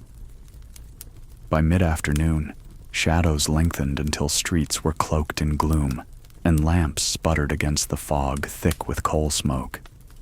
For the working poor, these long nights were not a season of cozy comfort, but of careful endurance. Inside the small houses, families huddled close to the single source of heat, the hearth or cast-iron range. Coal, too dear to burn freely, was rationed with quiet precision. A shovelful here, a fragment of coke there, eked out hour by hour. The fire was coaxed like a fragile companion, never allowed to flare too brightly for fear it would consume tomorrow's warmth. Mothers developed a talent for stretching fuel, laying damp wood, or even dried rubbish at the edges to keep embers alive until morning. The air indoors thickened with steam from boiling kettles, with the unmistakable smell of wet wool drying on lines strung across cramped rooms. Each garment hung heavy, dripping, slow to surrender its dampness to the reluctant fire. Walls glistened with condensation, plaster streaked with patches of mold that no scrubbing could erase. The smell of damp, mixed with coal smoke and human closeness, became the perfume of winter life. Evenings passed with rituals small and steady. Fathers smoked pipes by the fire, drawing comfort from the slow curl of tobacco. Mothers mended garments with tired eyes, needles flashing in candlelight. Children played quiet games on the floor, jackstones, scraps of cards, a ball made from rags, while older siblings read haltingly from a borrowed Bible or penny paper. The sound of voices, sometimes soft, sometimes spirited, rose above the hiss of the kettle, weaving a fragile web of normalcy. Outside, the streets were less inviting. Darkness came early, and with it, a sharper edge of danger. Men returned from public houses unsteady on their feet, voices raised in songs or quarrels. Gangs of boys roamed alleys, seeking mischief, sometimes turning to petty theft. Women hurried home from errands, shawls drawn tightly, wary of shadowed corners. The lamps, when lit, threw more shadow than light, and fog swallowed their glow within yards. In poorer districts, lamps were fewer still, leaving whole stretches of street in thick, unbroken dark. Winter sickness also crept through homes in these months. Coughs deepened into something more ominous, fevers burned, and families whispered the names of neighbors who had not survived. Cold, damp walls invited illness, and crowded rooms spread it swiftly. Mothers kept pots of onion syrup or mustard poultices at hand, remedies passed down with stubborn hope. Yet often there was little to do but wait, listen to the rasp of breathing, and pray. And yet, within these harsh nights, families discovered ways to kindle warmth beyond the hearth. Storytelling thrived in the shadows, voices spinning tales of countryside summers, of ancestors long gone, of places imagined and just out of reach. Children leaned forward, eyes wide in the flickering firelight, letting stories carry them far from the damp streets outside. Older songs, some centuries old, returned to lips, carrying the rhythm of generations that had weathered winters before. Occasionally, a neighbor might tap at the door, bringing with them a scrap of news, a few coals to share, or simply a need for company. In such moments, hardship softened, replaced by the quiet strength of community. Cups of weak tea were poured, laughter broke through the heaviness, and for an hour the night did not feel so long. When at last it was time for bed, The ritual of preparation became another defense against the cold. Families layered blankets patched from old coats. Children slept top to tail for warmth, and nightcaps were pulled down low. In the dim rooms, breath hung visibly in the air. Sleep came slowly, interrupted by coughing, by the creak of settling timbers, by the distant whistle of wind through chimneys. Yet, despite discomfort, rest arrived in fragments.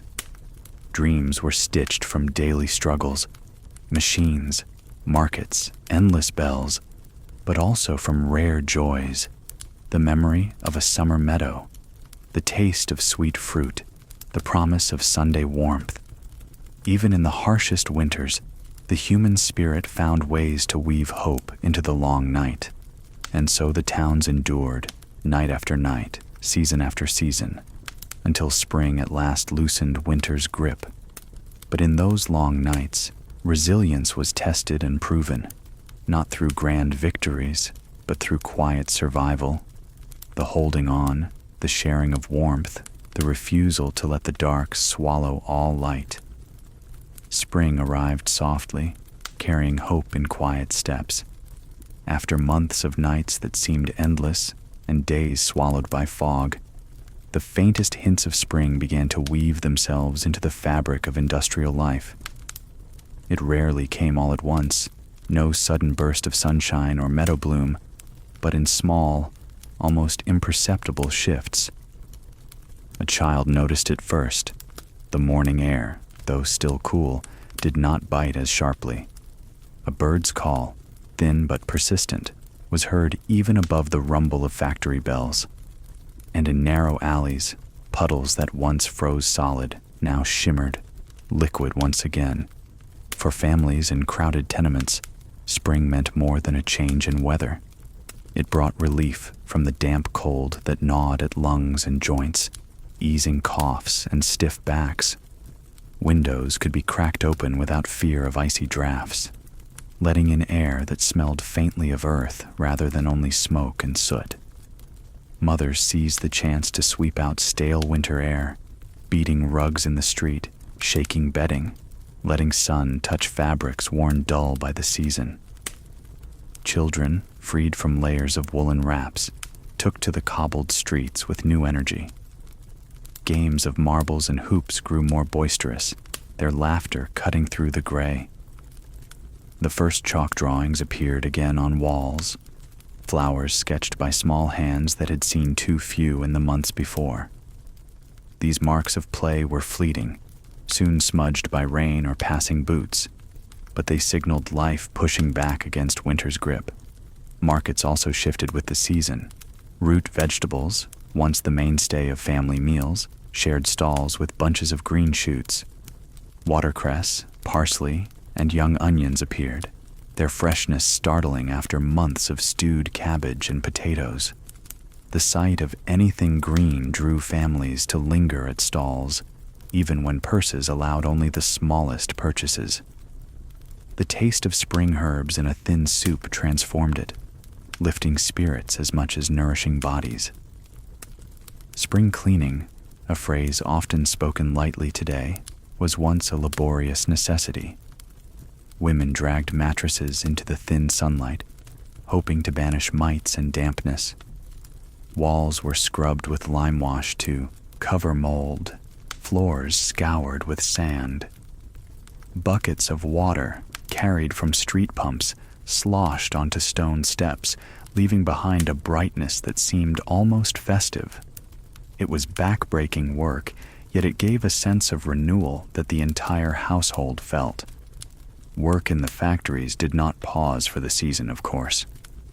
The bells still rang before dawn, the machines still thundered through every shift.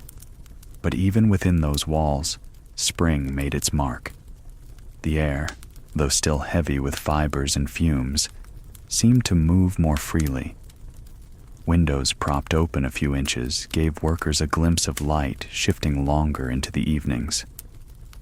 A scrap of birdsong could sometimes be heard when machines fell silent for a moment, a reminder that life outside endured.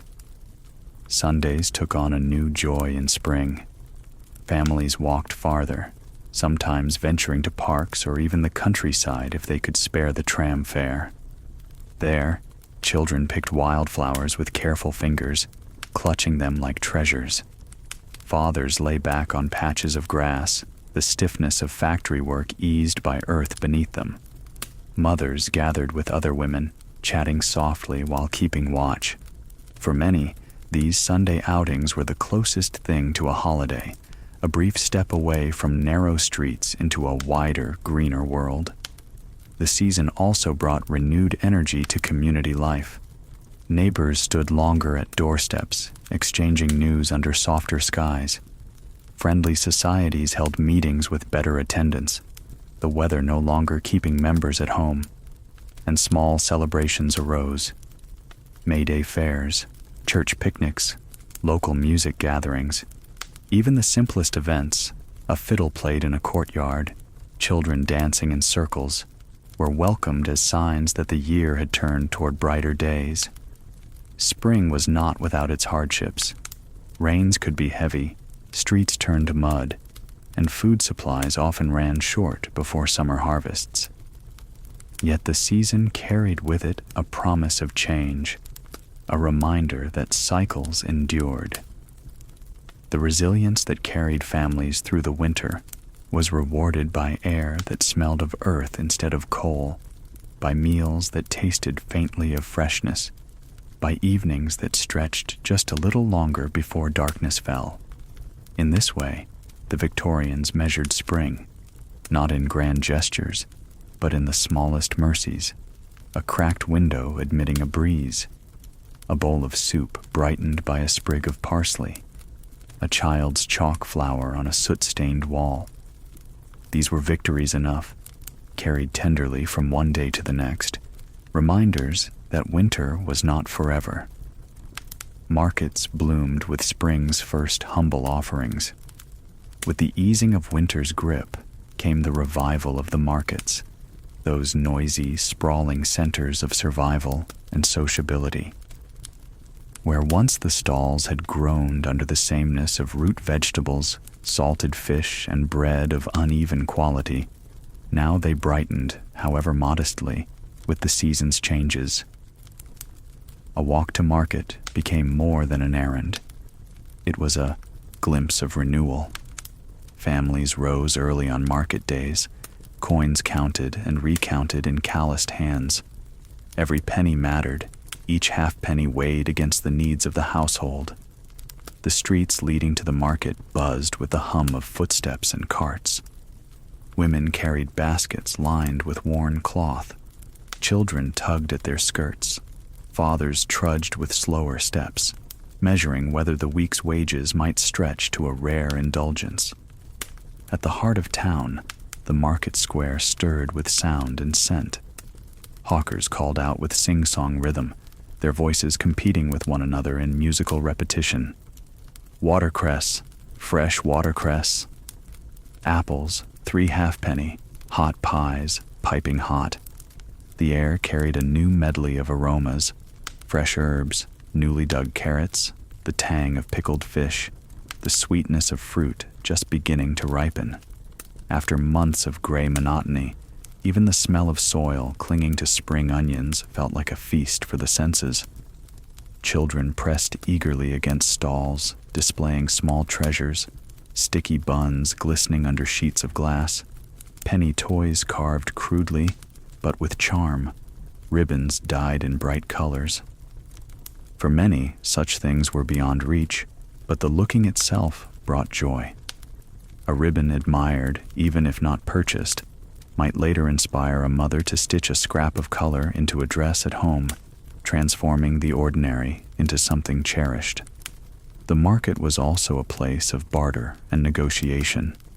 Housewives leaned close, voices low but firm, bargaining for a better price on a sack of flour or a cut of meat. Butchers, their aprons stained, offered small offcuts or bones with a wink, knowing these scraps could flavor a whole week's worth of broth. Fishmongers displayed herring laid out in neat rows, their silver scales flashing in the sunlight. while customers inspected with critical eyes, wary of staleness. A good bargain was a victory, carried home with pride as much as with relief. Street vendors filled the spaces between larger stalls, their trade less official, but no less vital. A man with roasted chestnuts shouted above the crowd, his coals glowing red against the damp air. A woman sold pies from a tray strapped around her neck, the crusts golden though their fillings were mysterious. Children crowded around sweet sellers offering barley sugar twists or peppermint sticks, coins clutched tightly in small hands, eyes wide with hope. But beyond the goods exchanged, the market was also a marketplace of stories. News spread there faster than through any paper. A new law whispered from one stall to the next. Rumors of layoffs traveled from one group of mill workers to another. A neighbor's illness, a child's schooling, a marriage planned. Each detail passed like sparks through dry tinder. For the working class, who often lacked formal channels of information, the market was as much a newspaper as it was a pantry. There was a rhythm to market day, one built not only of commerce, but of community. Neighbors greeted one another with nods, sometimes with the loan of a coin or the gift of an onion. Women compared prices and recipes. Men lingered near the ale cellars, taking small draughts of beer before returning to work or home. Children darted between stalls, chasing one another through the crowd, their laughter weaving like thread through the noise. As spring deepened, the market itself seemed to grow livelier. Farmers from nearby villages arrived with carts laden with cabbages, leeks, and bunches of wild garlic. Herbs tied with string gave off scents sharper than coal smoke, filling the air with hints of fields beyond the town. Some families pooled resources to purchase larger portions, sharing a sack of potatoes, dividing the cost and the yield. Cooperation softened hardship, and bargains struck between friends often held more generosity than profit. The market was also a stage for small performances. Ballad singers planted themselves at corners, their voices carrying tales of sailors lost at sea or soldiers marching to distant colonies. Children clustered to listen, mouths open, as hat brims collected pennies. Jugglers, fiddlers, and even dancing dogs made appearances, turning the cobbled square into a patchwork of diversions. These spectacles, brief as they were, lifted spirits in ways more valuable than their passing amusement. As the sun dipped lower, stalls emptied, voices faded, and the market square slowly transformed. Unsold vegetables lay trampled underfoot, scraps of paper blew along the cobbles, and weary vendors packed their carts. Families carried their prizes home, bundles of greens, a loaf, perhaps a bit of fish, enough to stretch into the week ahead. Children carried their own treasures too, a sticky bun half-eaten, a bit of ribbon tied around a wrist, a memory of music echoing in their ears. And so, with baskets filled and spirits quietly renewed, households returned through familiar streets. Supper would be made from the day's finds, laughter shared over the smallest luxuries. For a time, spring's energy settled into every home, its promise carried in the taste of fresh leaves, in the sight of a child with sugared lips, in the simple relief of having a little more than yesterday. Summer softened the weight of weary days. Summer, when it finally arrived in Victorian towns, felt like a quiet mercy. It did not erase poverty or ease the long hours at the mill, but it softened the edges of hardship in ways that were deeply felt. Days stretched longer, evenings lingered, and even the sooty streets seemed to glow under shafts of golden light. For families who had endured months of damp chill and smoky gloom, the season brought not abundance, but a sense of breathing space. Children were the first to greet it. Freed from layers of wool and flannel, they tumbled into the streets in thin cotton smocks, their laughter carrying farther in the warm air. Hoops clattered over cobblestones, Marbles clicked in dusty patches of street. Chalk drawings bloomed brighter on brick walls.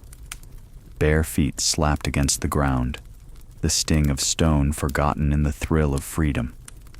Mothers watched from doorsteps, sewing in hand, grateful for the chance to sit outside where the light was better, and the air, however smoky, was easier to breathe. Saturdays in summer were especially treasured. After the half-day at the mill, families would gather their few coins and venture further than usual. Parks filled with strolling couples, fathers carrying toddlers on their shoulders, mothers guiding little ones toward patches of grass. Many parks had been built by reformers who believed green spaces could lift the moral and physical health of the working class. And though motives varied, the effect was real. To sit beneath a tree, to see flowers cultivated in orderly beds, to hear a fountain splashing. It was like stepping briefly into another world. In poorer districts, where park visits were rare, the simple act of walking to the edge of town brought equal wonder. There, fields stretched out, and hedgerows buzzed with insects. Families packed bread and cheese into cloth bundles, and children chased butterflies while fathers rested on grassy banks.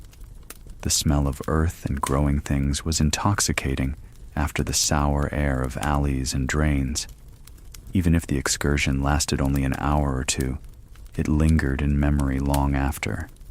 Summer also brought changes to food. Markets glistened with berries, peas, and beans.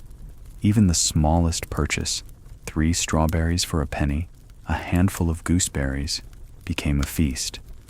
Children's faces stained red or green bore witness to rare indulgence. Women preserved what they could, turning fruit into jams that would stretch into winter.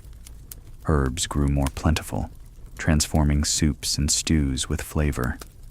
The rhythm of meals shifted too. Lighter fare, bread with fresh cheese, potatoes baked outdoors when coal was too costly to burn. Evenings carried their own charm. After work, men and women lingered outside longer, neighbors gathering in small knots to exchange news. Fiddles appeared, tunes played in courtyards, voices lifted in song.